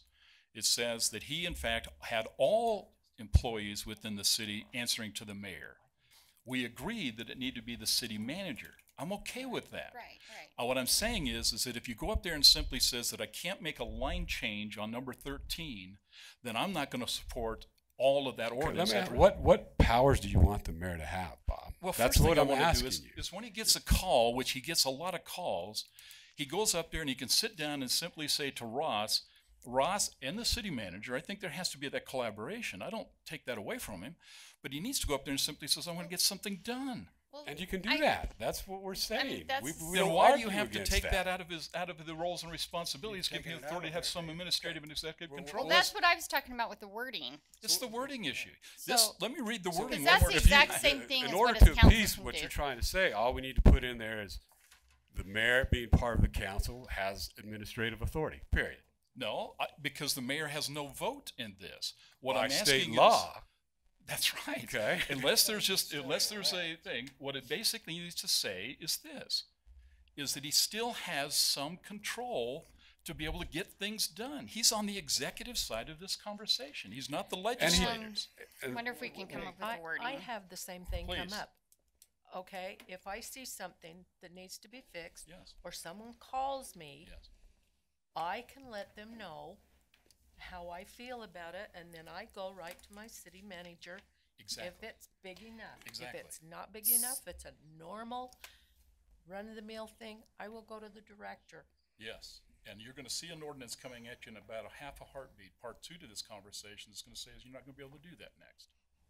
You want me to read that to you? To a certain point. No, because we were going to exclude that. But Bob, If- what you're trying to say is you still want the mayor to have a power and the duties and authorities to say, you do what I say because I'm the mayor. It doesn't work that way. That's not how this government is set up. But I think we're getting off a little bit. So I think it's basically what I understand Bob's saying is basically that he wants the mayor to have that same authority as us as a council to be able to call a department head to get something done. Great, that's Sure, what we and he put would there. be. Okay, so then that's what we. Okay, so how The governing are we body. wording? Yeah, how are we Period. wording that then? Because if you've got, does that make sense? So that's all we need to change that wording. Ultimately, How do you we wo- how all are need we to stop wording and it for recognize we, council? as a governing body, Wording is chose to very take. similar to, but Right. I don't know if you have some suggested language. Okay, that's what I think we need to come up with. We took a vote here, and we're having trouble finding this ordinance, so if you, or this statute, if you could tell us that again. Okay, so what you need to do is So you it need was to go 10.3B, 10.3B, and then where do we go? Part from there? 3, 303. Okay, right here. And then go to number 2. Now this deals with the council and municipality what if we operating just under do this? 6-member council form of government. It talks about removing the power of the mayor. Yeah, hold on just a second, Bob. Okay. I mean, it's right there. I'm reading it. I just printed it today. Which Right. is when I read this. And I don't disagree with you that it says, but it also says the council will restrict or remove those duties if voted for and give those powers to the city manager, which was done. Do you have any argument with that? Here's my biggest argument, Jay. Okay, no, It's- answer me that question first. The argument is they got conflicting policy. Dave Church stood in front of us and he basically says, you got problems because you got conflicting policy. This particular policy that we're talking about was an ordinance policy, not a Now, policy Bob- on personnel. We have conflicting policies. And I- that's, and we're trying to take the conflict out of it. Yeah, but you can't go up there and just simply say, I'm going to strip their responsibility. I'm just saying to you is reword it. Let's find the right language so the mayor has something to do. You're gonna have to tell me. And I'm gonna help you. How to reword. What it. wording do you want to be in Yeah, there? do you For a have minute? That's a- the whole point. The mayor can't say, I have administrative authority over the city manager, because he doesn't. Do you have wording, What are Bob? you trying to ask? That's what Okay, we're so let's trying talk to say. about, man, you guys got a little bit of time? Okay. That's why We're- this is there is best a- done in a work session. There is a policy, there's something also I sent to you that I still have not seen, and that is to simply decide who decides responsibilities to give the quote, the city manager his performance review annually. And what was kind of discussed, it simply says the best person to do that would be as the mayor. With the input of the city council, since they are accountable to the city council. You actually sent that to me? Let me offer a thought. I send this stuff to the city. How it gets distributed is a different discussion. 'cause I don't send it I out. haven't seen that one. Okay, well, it's definitely there. But I have seen the white paper that dealt with about All the five other- different all the policies. other issues, In fact, yes. you did send that to me. But I think one of the things that, we have to figure out here too as a council is, Yes. We talk about, well, one council member can't direct something. So again, I go back to, really the way is to discuss it here amongst you and say, do we want, we're gonna recommend you change this ordinance. Yes. And then, so you're all in agreement. Because Yes. if every council member sends me different things, Yes. it's just one person. So Yes. it'd be nice to have that discussion. Yes, let's move in that direction. Yes. And then I put something together that meets that. Now this is really difficult. We didn't really have a work session where we talked about Yes. this. And we don't have agreement on where we want to go Correct. with things. So it's very hard on my end to divine exactly how this should be done. Let me offer you a So better is this something we solution. tabled? The vote was Oh, taken. To a work Let's session? table this conversation on this particular ordinance until we can work out the wording. I'm okay with that. Well, But- I think back to where the legal thing, we have a vote, and the only discussion there was, is it legal or not for 3-2? So that's what Andy needs to And Bob, figure you're out. exactly correct on that. Right, thank you. We're dealing with the mayor's power, that's right where it is. So we can't You can't do we anything can't with do this anything particular with, ordinance with that right now. until we get we work Then- this. Okay. Yep, till we So- come to some kind of agreement. If legal says it's the way that vote, we're back to originally where we were. Everything's Okay, back and the then- same as what we're Everything's back doing, to- and Yep. we have a conflicting resolution. And Dave, and I agree, but here's the key. I got this thing, it got issued yesterday. Brad didn't see it. I read through it. I went frantic trying to find out what the public law says. I was not prepared to offer an alternative, so the only alternative I can would be is simply says I'll vote against it until we get it right. Okay, now And I'm I going to agree. stop right here with that. Well, here's my comment on that, Bob. Okay, we talked about this 2 months ago. Yes. So for anybody to say they haven't had any information or discussion on it, that's just wrong. Okay, we've had 2 months to decide what to do, and your own opinion, just to research what you've done. Great. So to me, that's just not a proper statement to say I haven't had enough time. Okay, well, that's all. Well, We've Go ahead, had Dave. discussions on it. What my point is I haven't had a chance to even look To at read the through red the wording. lines on this, but as you guys were discussing this, I've been reading this, and if we're going to throw out 4 and 8, you're going to have to throw out number 10 too, because he can't call on residents over the age of 21 to assist in enforcing the laws in the state of the ordinances. Well, that's where you need, state law supersedes what we I do know. here on that stuff. But But yeah, on that's the a legal same thing. thing, if you leave him in, he'd still have authority to do some things Something. because it says unless designated herein.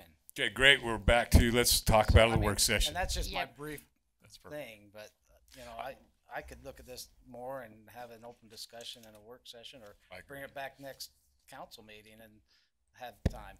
But, you know, I've stated once before that if it's not originally in my packet, there's a good chance I'm not gonna be able to review it if it comes Monday or Tuesday. Well, It's gotta be in the original packet for me to digest this. I just want to address that if I can. This wasn't meant to catch anybody off guard because it was presented back in July. Right, And then I was right. told at that point Right. to finish it and make those changes. Now, with all the other things we had going on, I did those things too. But then I was asked to do a flex policy. So I prepared a flex policy. Luckily, that didn't take that long, and I was able to accomplish that with other things. But I also thought I'd probably be hearing, why isn't this done? So this seemed to be fairly easy based on our conversations before of what Right. I was told to take out Right. and not. So that's what I did, and there was, in my thinking, I didn't see that we needed to have a long period of review because we discussed this in July. Okay. So. Can I just, So- I'll make one so comment, that's Andy, it. and I So- appreciate this. So, and I didn't see that anything here was changed really from July. Well, other than things were taken out. Because Okay. we didn't want the city manager to be able to choose department heads. So I took that out as you wish, but Correct. left everything else Got it. there. So if there are times where you don't think you've had enough time, let's table things. We'll Let's talk table later. We can't pass things that we can't all agree on either. Right. So that's just, Entertain that's a just the way it motion goes. to table this issue. It's not really until tabled, further- it's just. It's Just just deferred. dead. It died. Okay, And we already talked about scheduling a work session, so this just needs to be brought up to discuss it. So, Mayor and Council, I know I'm a rookie at this, but if we can table this, I know we've already said that's what we're gonna do, but we've got another list of a bunch of policies that Councilmember Dandoy was talking about. I think we ought to just bring all of them to a agree. work session, so it doesn't end up being like this in the public meeting, so. I like it. Sorry, council. Sorry, audience. I apologize, but I'm a stickler on policy. If it ain't right, we gotta fix it, okay?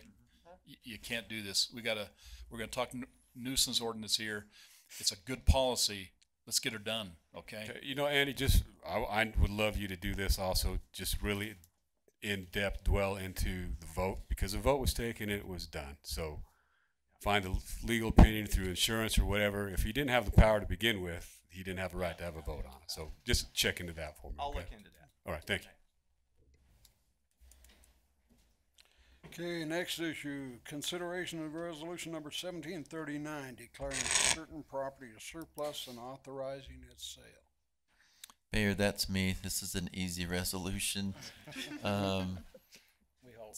So this is the city manager's vehicle. It's a year old. What I'd like to do is I'd like to sell the vehicle, get the money out of the vehicle that we owe or what we originally paid for, and then get something else the same equal value. And the whole point of that is not spending any taxpayers' money on any maintenance, repairs, tires, windshields, nothing. We have it, we get it at state bid, we can purchase a new one that's a year newer for exactly what we paid for it and not start putting money into the vehicle. So it's a kind of a test, but everything is working well with it, and there's other municipalities that do it to actually save money for the taxpayers that don't put any money into the vehicles. Lines are straight across. Okay, Interesting. Do you want to allow public comment on that, man? come on up. Sure. I'm on the board of trustees, Roy Secondary Water. We're doing that exact same thing. Every year because of the price you can get those vehicles for on a On the state fleet. level On the fleet. versus what you can sell them for in the open market, sometimes we make money. So we never have to worry about tires, we never have to worry about all those kind of things, and we get new vehicles for the employees every single year. I don't like the image that presents for Roy Secondary Water, because I think a lot of the taxpayers are thinking, geez, they're driving around brand new trucks. But the key is we buy them at the rate we get them from the state, sell them for on the open market. We might maybe $200 or $300 a year into a vehicle, but the employees are driving new vehicles, and that's a No great- maintenance. a great way to go. They're under warranty. And the whole point is not to make money off of the state with the state contract. The point of the thing is not using taxpayers' money if we can do it this way to put in for repairs. That's the whole point. I think it's worth a try. Okay. Makes good sense. Entertain a motion. Motion to approve resolution number 1739 declaring certain property as surplus and authorizing its sale. Second. Have a motion and a second. Roll call vote, please. Councilmember Yeoman, Aye. Councilmember Hilton, Aye. Councilmember Tafoya, Aye. Councilmember Dandoy, Aye. Councilmember Beecraft. Aye. Motion carries. Next item, consideration of resolution number 1740, establishing regular city council meetings. Yep, Mayor, that's me again. This is, we're supposed to do this annually, so we're just staying to what we're supposed to do. So I would ask a motion to approve resolution 1740, establishing regular city council meetings, and it defines the days of the month and everything. So we're just supposed to do this by law. We do not do November election. Right. Yeah, we still have to. We s- still have because to it's the first or third s- Tuesday, we can still cancel them and cancel have- cancel it and have a special meeting, but we still have to say it as the. Right. Okay. Mayor, I'd like to make a motion that we approve resolution number 17-40, establishing regular city council meetings going into fiscal year 2017 and 18. Second. Have a motion and a second. Roll call vote, please. Councilmember Beecraft, Aye. Councilmember Dandoy, Aye. Councilmember Tafoya, Aye. Councilmember Hilton, Aye. Councilmember Yeoman. Aye. Motion carries. Okay, the next item will be reports and discussions on nuisance policy discussion. Okay, here we go. Mayor and council, like Councilmember Dandoy did say earlier, we do have a good nuisance policy. It is Chapter 3. And like Jay had brought up in public comments, and we've had public comments before, that we do have an issue in Roy City as it relates to yards, vehicles, homes. So we've been working on this for a little while, and we have a good policy. We just need to enforce the policy. We've talked about it as a council meeting earlier in the year. I think we also talked about it at our strategic planning on the blight part of our community. And basically what I would like to get support from the mayor and council is the process where we've been doing it is very lengthy, very delayed. What we'd like to do is just issue them a fix-it ticket right out of the gates and just let the residents know it's time to start cleaning up our town, and that's exactly what we're going to do. We go to lunch, we go to other places, and when they see Roy City on our clothes, they always ask or always state, hey, I'm a resident, I've been a resident for a long time, but my neighborhood is declining and it does look terrible. And there are parts to our city as we drive around that are blight and that do not look great. And if we don't get on top of it, we may lose control of it, and that's what we're trying to avoid. 75% of our residents care about their yards. We do have a 25% that just don't take care of it. There is going to be a small piece of those that just can't do it physically, and we have programs set up for that. Utah Leagues and Cities of Town, as Councilmember Hilton and I went to last week. We did talk with Beth Holbrook, and she will come meet with us. And Councilmember Dander, I'd like you to meet with me as we've been on this discussion together, is a way to help those that just physically can't do it. And there are a small group of those people out there. But talking with code enforcement, the biggest problem is people just unwilling to do it. And once we visit them the 6th or 7th time and it's 6 weeks in, then all of a sudden they get the final notice, and then they say, hey, I just got the notice, can you give me some more time to fix it?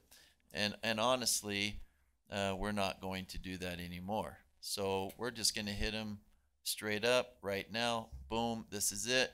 Fix it in 2 weeks. If you get it fixed, call the code enforcement. He'll sign off on it. They still have to appear to court, and say, hey, I've already fixed it, I've already taken care of it. And hopefully by doing that, they'll understand I don't want to waste my time coming in and doing it a second time. If we cite them for the same thing a second time, they no longer will appear, they'll be fined. So I ask that you guys support us on this and support the residents that really truly do care about their yards. And if they do come to you, just say, hey, we're cleaning it up, and we will follow the ordinance to the letter of the law, but that's what we would like to do. Yeah. Okay, so we're only talking about just the 2 notices. Not even that. We talked about this in January and started strategic planning. We all agreed that we were willing to take any rebuttal that comes from enforcing our code enforcement. Well, right, so- And we decided that we were gonna just go right out, give them a fix-it ticket. And now if they don't do it, it's that they're good 2 weeks, it's not signed off, they're gonna appear before the judge, and the judge will take care of it. Okay, so that's what I didn't get. Mhm. Because what I got was on the second time, if after the 2 weeks they haven't, then on the second time they're noticed, and then they're. If it's for the same with- violation. Yeah. Okay, then they're It's just fined. taken Then too they're gonna long, get it's fined. taken 6 to 8 weeks. That's to the get question, anything Andy. done. So is it? Yeah, so that's what I get a ticket. I don't take care of it. The code enforcement goes back and issues a FTA, or how does it work? Yeah, that's the We've- part I want to get We've cleared up. had, initially when I first started working here, we only had civil enforcement of that. And we did the first was $100, second was $200, third was $500. But in Ogden, when I worked there, we gave the avenue of criminal prosecution for these, and it was the discretion of the code enforcement officer on which way you would like to go. We've added that. We've got that criminal provision here in Roy that we've used before too. But this fix-it ticket, it's really a good idea. So you cite them just like you would Right. criminally, and then you give them that time. If they've got it taken care of, the officer signs off on it just like you would on a regular. Great. So I mean, yeah, Jason said So- they had to appear in court, which isn't true. It's a fix-it ticket where Well, an officer can But the sign second off. time- Right, but Right. if you don't fix it within that Then time it period, comes to you've that. got to appear in court. So fined and appeared. Okay. Now, when you say fix-it ticket, is it a code enforcement officer or any officer can sign off? What are we going to do there? It really could be any officer, but yeah, it'd be our But it code could enforcement be- officer as well. Could be any officer. Any officer, just like any fix-it ticket. It could be, yeah, because it is a criminal violation. Right. And what is the fine? Public comment on this? Yeah, just 1 second here. The fine is whatever the bail schedule is for a Class C misdemeanor, and I don't know what that is off the top of my head. We've designated it as a Class C. Those change from time to time, and our ordinance says it's a Class C as amended. So. And there's a it max sets it fine, but where- that's up to the judge to decide what they Yeah, fine. and Right. When I was a prosecutor, I used to tell them this is the max fine, and that's what you can plead to. But if you have that cleaned up within 30 days, we'll make it $100. So we gave them a strong incentive to do that and get things. So where our citizens have the ability to go online, right, and then do some on a complaint issue. So who's monitoring that, and then to be able to go out if they don't call or something in the. Do you know what I mean? It's not just officers going around; it's coming from citizens. So the minute the citizens call in or go online, That's code enforcement. then immediately is that monitored? Like good, and it's going right out. Okay. And then he'll go do a follow-up. Okay, because I want to make sure, you know what I mean? Because we're going to have, people come up and say, okay, so I called on this, so what can I expect after this? So that's where I can say, okay, it'll immediately be followed up, and a fix-it ticket notice will go out. Correct. Okay. But for the public, this is a conversation that typically you will not be aware of if it's something the city's working on. I mean, there is some rights of the people. So tickets issued to residents, we're not going to post those on any place. I just want, if you understand what we're telling you, in all fairness, Mayor, I don't want to speak for you, but what we're saying is that this is serious, it's important, and we're going to do something. Even though you may not know what we're doing, because that's between the city and the resident themselves, but we're going to take some action and we're going to resolve some of these issues. Just for clarification, it's not really the official code, but looked up, conviction of Utah for Class C misdemeanor can result in up to 90 days in jail and a fine of up to $750. But that's up to the judge to decide either way. Right. And there is a provision, Mayor, that suggests is that you can take away that imprisonment, okay, in 90 days if you choose. So The mayor has that authority, by the way. I just want to make sure we don't take too many things away from the mayor's position. I think you can remit fines. I don't know about jail time. You can actually release them from jail. Release them from do that. jail. That's what you can do. You can pardon. You know, folks, the reason this ordinance is coming about are you drive around this town and I see neglect, severe neglect throughout the city at some time. And we've dealt with this. I've talked to the code enforcement officer and he's gone back. It's kind of like, you know, people get a fix-it ticket on their car. They appear here at the city and the officer signs off on it and it's taken care of that way. This can happen and this will have an effect on getting the city. I'm amazed as I drive throughout this city what I see anymore. What we didn't used to see that. And today we're seeing more and more and more of it, and so I think we look for a solution. You know, everyone buys a home with a thought that this is their castle, and it's an investment in their future. And if we don't take some action, the investment in the future may not be there for the folks living in the neighborhood. So for direction, what do we need to do to advise you to do? I mean, You've got to is bring there some change the ordinance any back. revisions that you need to do? No, though, I think the ordinance is written well. We're just gonna start enforcing the ordinance. But I think the fix-it ticket is not, I don't remember reading I the don't fix-it think ticket that in the was- ordinance. No, but any citation, you could Okay. write on it, That's fine. give them the authority to fix it. We do that with different types of traffic things. The officers Okay. put on there, fix it. Perfect. Right, we're changing it from administrative to criminal is what it's already in. They're not changing it. It's in the books already. Right. Either or. And we are gonna give them plenty of time. 14 days should be plenty of time to mow the yard, put some water on the grass, get rid of the vehicle that's been there for 10 years, take the tarp off the garage. There's a lot of things that they can do in the 14 days.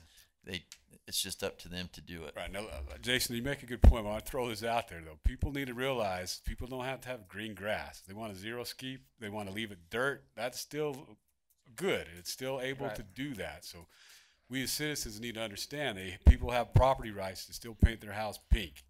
We might not think it's the best color, but they still can do so without being cited or any offense like that. That's right. But they can't have. I think the weeds have to be so high. On the yard. Sure, You want that's up public to comment? Yeah. Can I address the council? Sure. Come on up.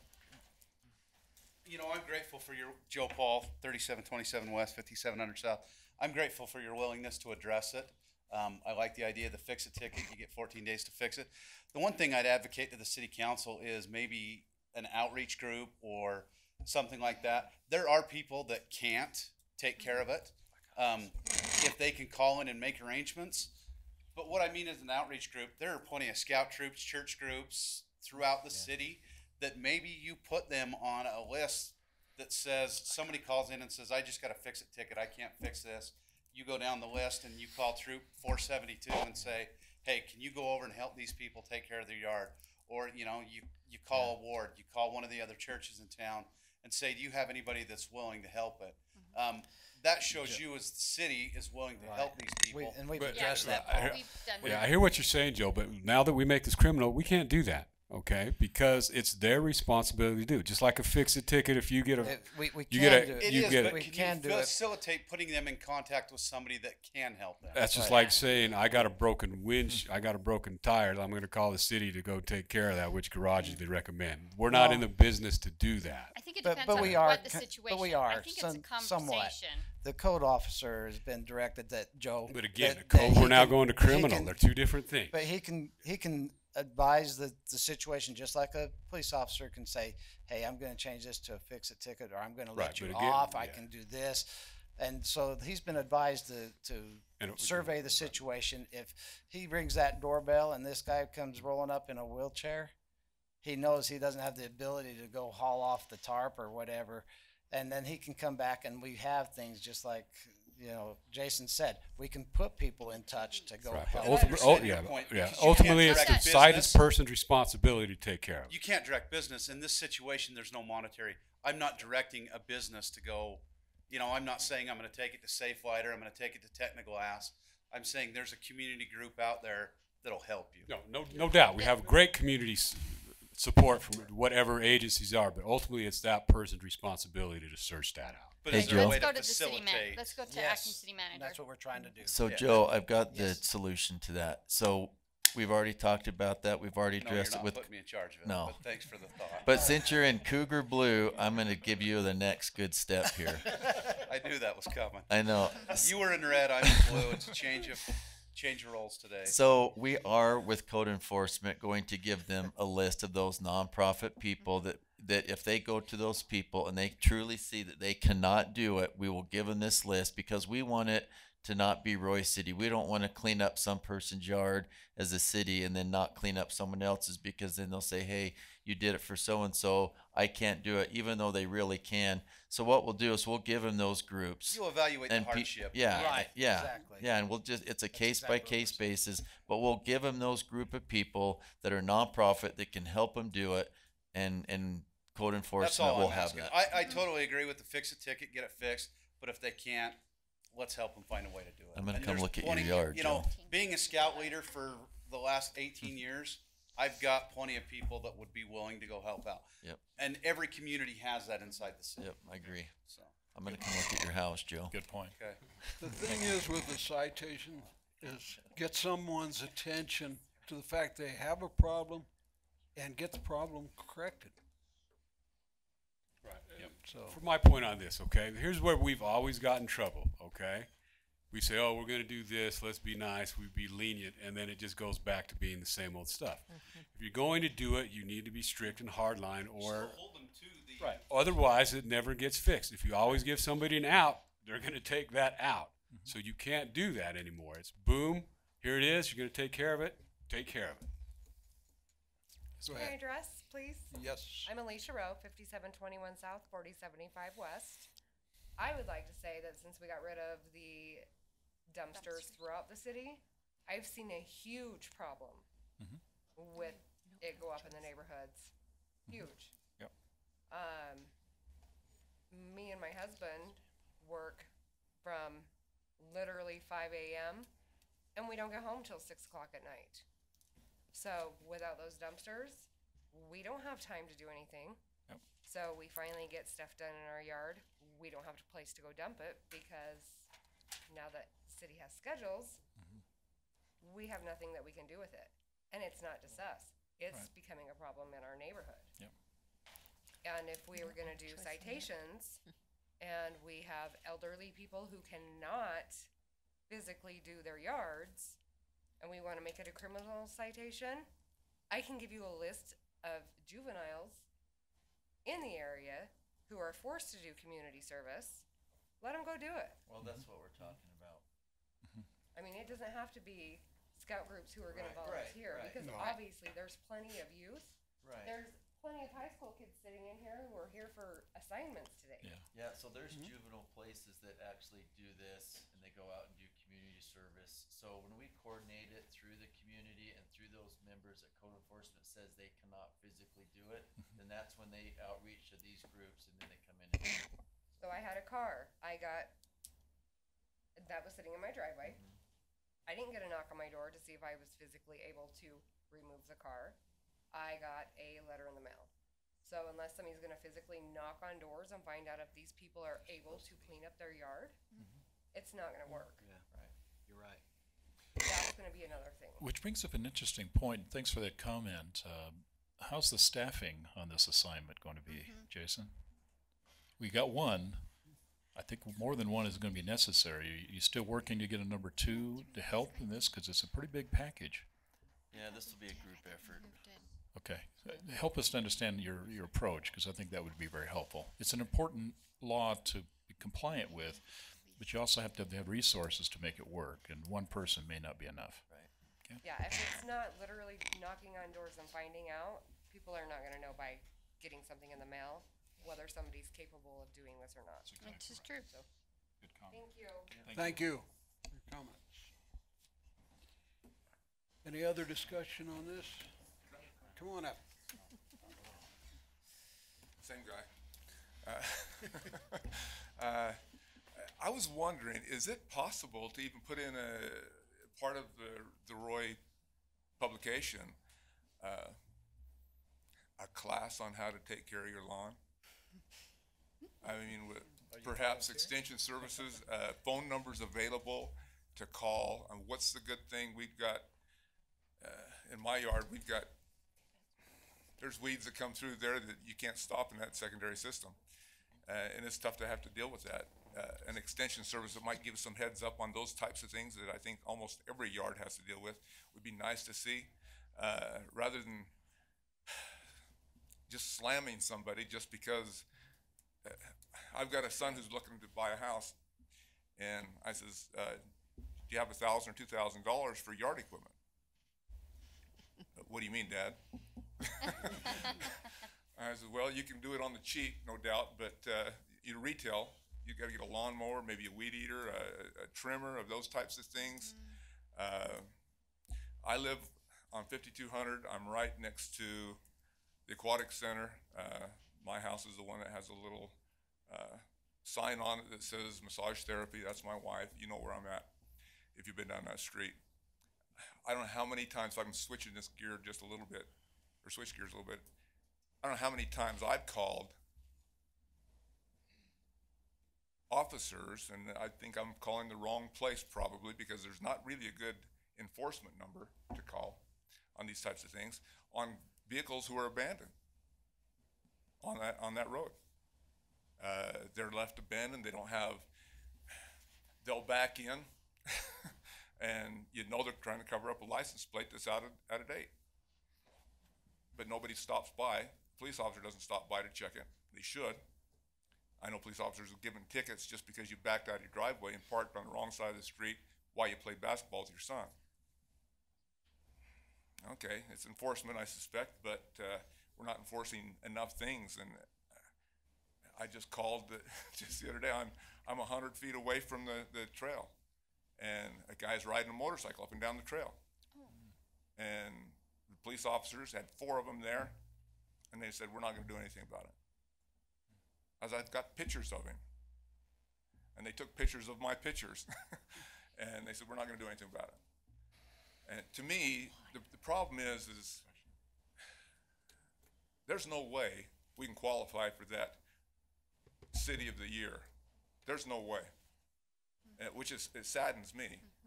But and what types of things do we need to get in place so we can become that type, whether we're qualified or not, but perhaps qualified but not given the award. But what are we actually doing? I don't know how many people really care about that type of thing. I mean, how many people care about their yards? I don't know. I hate to see this thrown to the wolves, people who maybe can't take care of that kind of thing, but by the same token, I know some, not to get lengthy in stories, but I know some people who have asked for help. They demand help via volunteer, and they had family members who were very nearby, who were professionals at doing what they were demanding be given to them. I have a problem with that.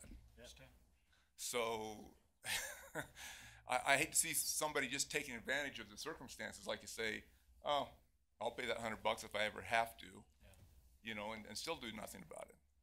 I appreciate your comments, but let's go back to Councilman DeFoya's point. He simply says the fix-it ticket is still issued.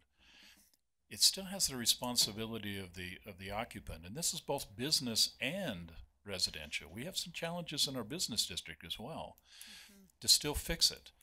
If they can get it through social media or some type of help, if we can provide assistance, a community can do it, maybe we can provide them a list, that's perfect. But the fix-it ticket still has to be satisfied. And I think the key to that would be is we want the people to simply take the initiative to do that. And there will be some who can't, but there surely is a lot who can. Now, you can quote me on this. We're going to get a lot of phone calls once we get this thing institutionalized. And the council, because we're elected officials, will receive a lot of calls on this issue. Here's the way I kind of see it. The ordinance is really clear on what we can and cannot do on this. And yes, you can have a yard that doesn't have any grass. As long as it doesn't have weeds 3 feet tall, you're fine in some cases. The ordinance is pretty clear what you can do. We just need to have people follow the ordinance. If enough people simply say the ordinance is not right, then come tell us that, and let's change the ordinance. But I can't have an ordinance out there right now, in my opinion, please. I can't have an ordinance out there that is subject to interpretation. I like this, but I don't like that. I'll make this a person over here accountable, but not this person. For And that so same reason, I was wondering if fix-it ticket is the right wording. it's a it's phrase not- by which it brings it to the attention and allows the individual the opportunity to simply address the problem. So we're not hammering them to simply say, do it now. We're simply saying, we've identified the problem, your non-compliance with the ordinance. Now please fix it. And if you fix it within the period of time that's appropriate, then the problem goes away. It's solved for us. We don't hold you accountable financially. And more importantly, you now got an aesthetically pleasing within code of what the city expects. And I can't help to think that a lot of neighbors would really like to see a little better control and a little bit of cleanup on some of the areas around. Because I've heard arguments to say, my property value has been diminished as a result of my neighbor not doing their part. And maybe the city is culpable because you didn't hold that neighbor of mine accountable to do what is according to the ordinance. So we're going to help you fix that. It's going to make a lot of people upset, but here's the important thing. If the nuisance law is wrong, meaning it needs to be changed, then let the people bring it to the council and we change it. But we can't make it so subjective that it's good for one and not good for the other. Let's do it right. Let's be consistent and fair, and let's see if we can't provide you a city that maybe we won't submit an application for the beautiful city in the country again and win, but it'll be a place you feel proud of and feel comfortable about coming home to. Because I've got people that talk to me says they're already considering about moving out. They just don't want to be here because we're not doing enough to make it better, and we need to do that for them. Yeah, I appreciate that. My last point. Yes, sir. Shift gears again. Owners of rental properties. This is a bedroom community. And we have plenty of owners that do not live here. Yes. And do you cite the owner, and how long does it take to get in touch with them, and whether that's a legal thing or is it just a fix-it ticket? I mean, and all. I can't answer that, but I will tell you this. To me, it makes no difference. Whoever's occupying that home, who is living there, needs to take responsibility. If they're not living there, then we can go to the tax record and find out who the individual is, and we can cite it. But let me just give you a clarity. You're saying that the person that resides is responsible, not the owner? Here's the challenge with that. It's not my problem. It's not a city's problem. And the reason for that is I don't know what the statutes is. Excuse me, bad word. I don't know what the agreement is in terms of the rental agreement that says they have to take ownership or not. I don't know that. But here's what the statute as written in the nuisance law says.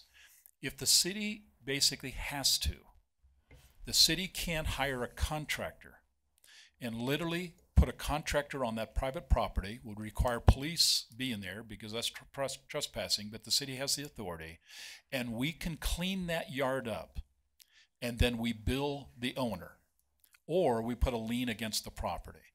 Now, isn't that sad that we have to go to that level to get the attention of the property owner to fix the problem? But the law allows that flexibility as written today. I hope we don't have to do that. But if the answer is seriously that we hire a contractor to go in and fix it and then bill with penalty the people who own the property, if that's what it takes, it's what it takes. I'm just saying is we got to start somewhere. Let's start now. Business owner in the past, I understand they appreciate a lien on a property and what you can or cannot do, and also that brings up a whole nother bag of tricks. understand. But I'm just reading the law. I'll sit down, but The answer to that question. We ought to maybe go back to my original point. Yes, sir. Perhaps get some sort of information out there that you can call this phone number for extension service to find out what kind of poisons or not poisons that you can or cannot use in your yard. Here's a free, come out this Saturday, we'll show you how to trim, whatever the case may be. Yeah, sir. I think when we get information like that, we can put it on a website. No big deal. I also want to point out, Jay and his board do a great job every spring to let people know what they can, how much water they should be putting on their lawns. They bring it every time the water comes out. Got that from the Roy Water District every year. So that does happen from them, and we can make that happen. Not a big deal. Thank you. On the landlord issue, Roy is Good Landlord program. So there are rules that they have to abide by between landlord and the occupant to make sure that their agreements are met and their stuff is clean. So we are part of the Good Landlord Program, and it does disclose that. If they sign up, they don't have to, but they can if they want the discount. Thank you. Thank you. Come up. I just wanted to bring up, like what you said about the follow through. It's the fix it ticket thing. You guys always go out when somebody calls, and I know that my neighbors, because they come to me and go, "Oh, I can't believe somebody called." That's not the problem. Everybody I know has been issued the stuff. It's just in 2 weeks when the fix it ticket's supposed to be due. Does anybody? You need to make sure somebody goes out in 2 weeks to see if it's done. Yeah, so let me answer that, and you're exactly right, and this is the process. Go out, check it out. If they're in violation, we'll give them 2 weeks. Go back after 2 weeks, they haven't fixed it, go back in another week. Go back in a week, it hasn't done, now they're gonna be summoned to the court, which usually takes a couple weeks. But you've always had this kind of process. Yeah, but we haven't really done it. Nobody ever goes back. Yeah, but we really haven't because we've never done a 2-week fix-it ticket where they have to either get it done or appear to court. And if they don't appear to court, then it's problematic. Jason, you kind of confused her and me at the top of what you just said, because a true fix-it ticket is, here's a citation, it's up to, say you give it to me. Right. Dave, you have 14 days to get this signed off by an officer and turn it back in. A code enforcement officer. Any officer, Okay. but for any officer, okay? But what that's what a fix-it ticket is. It's the responsibility of the person. If that doesn't happen, then it turns into a failure to appear through a criminal system because I failed to take care of that. That's what should happen. You're saying, well, they come back, get it again, and get it again. That's the way it's been. That's what not. Yeah, confusion that's is. what I was. That's not how it's going to happen. No, They right. don't come back again. and Yeah, I'm again. saying we're gonna change it to the 2-week fix-it ticket. How it's been working when you said that it just seems to take too much time. You're right. It has taken a lot of time, but But I'm not even. I'm talking. I have tarps in my neighborhood that have been up for 10 years that have been called on every year. Yeah. You know, this is a really long time. we Yeah, have that to 10 wait. years is a long time. Yep. And that's coming to an three end. at one time, and we actually got one to take it down. Gotcha. So, and then even about one we have talked about before, for example, broken down vehicles, you know. It's already been, 30 days, and it just got moved to a different section, but yet, again, nobody's been out to follow through to see that, oh, guess what, that's still there. Yep. And hopefully from here forward that changes.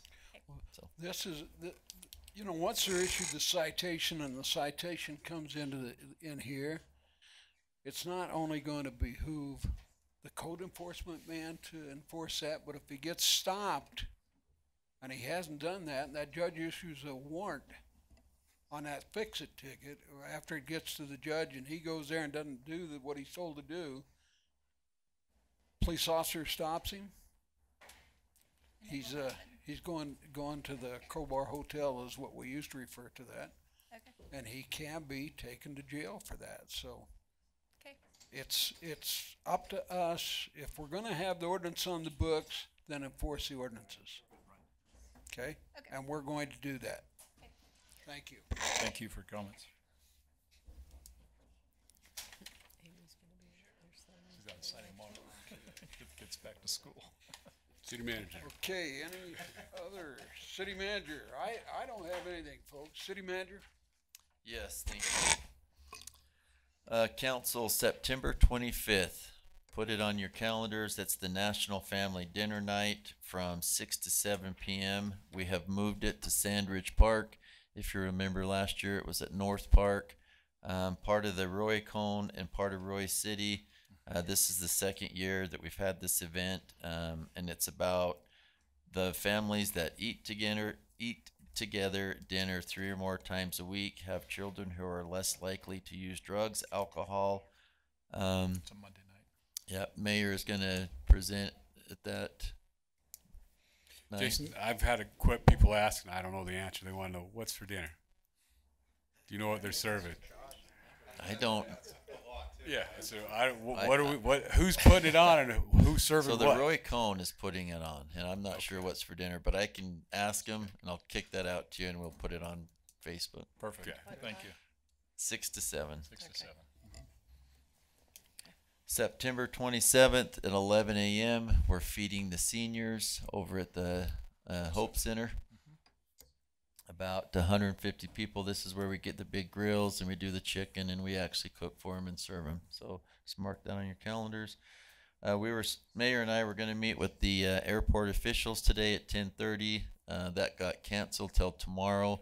There was another executive that wanted to meet with us, so we'll be meeting with him as well. As soon as that meeting goes, I'll email all you guys and let you know kind of the details and what we discussed.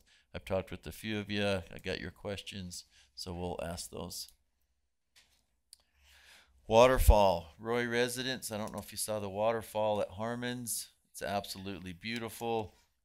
Our Parks and Rec Department and Public Works Department has spent some tireless hours there in the last 2 weeks. Councilmember Beecraft gave them a 2-week deadline, and they met the deadline. Grass was sodded today. The waterfall was flowing, and it really does look very nice. And these are some of the things we're trying to do in our community, is to get the city cleaned up and have it look nice like it used to look. So that should be really nice. The sign that goes on top is coming. Where'd you find the current bush? The what? Had to plug in some power. Oh, yeah, that was a little tricky, but we got it. I can't disclose that over public record. Okay, we talked about the dog park. Brad and I went over there, and we have contacted Rocky Mountain Power to see about the parking issue. I'm talking with some of the residents. I guess it's a lot more busier than we thought it was going to be. I guess at certain parts during the evening, you can't even park. And Rocky Mountain has a piece of land that's just adjacent to it on the south side that we'd like to take over that little spot where people could park, and then the gate is right there to the park. So it would be perfect. Remember, the issue was a lot of dogs going to neighbors' yards and doing their business and then not cleaning it up. So we're just waiting back from Rocky Mountain Power. As soon as we hear back, we'll let you know. Jason, we're going to stripe it because some of us wanted that red. Have you talked to them about that? Yeah, if we do that, it's a parking issue because it's lined up on both sides of the street. So if we did do that, curb that red, then that's going to force people all the way down the roads, and it's going to be quite a walk. But I think we could red stripe it once we get the parking in. Oh yeah. Once we get the adjacent parking to the south side that's approved by Rocky Mountain, we could stripe it because we're forcing everybody to that parking area, and it's perfect. It works great.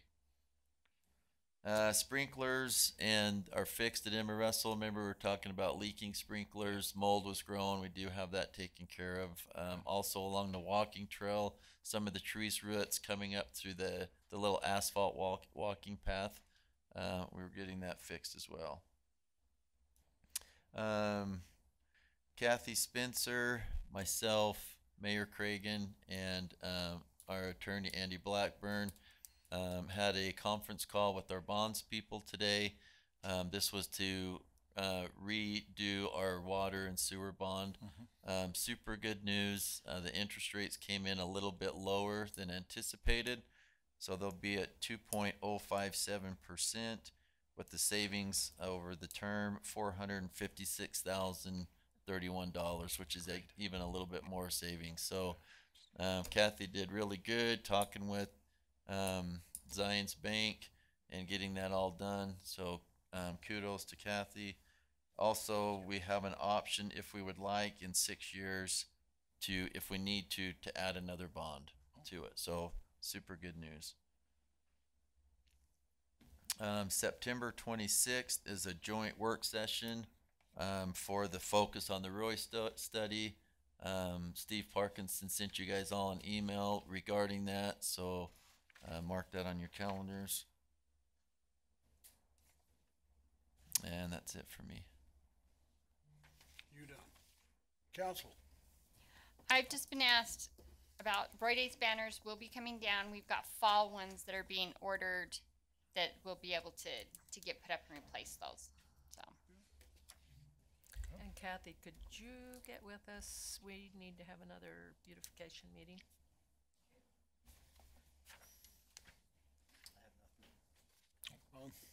Dave? Nope. Motion to adjourn. So moved. A motion and a second. All in favor? Aye. Aye. Council meeting is now adjourned.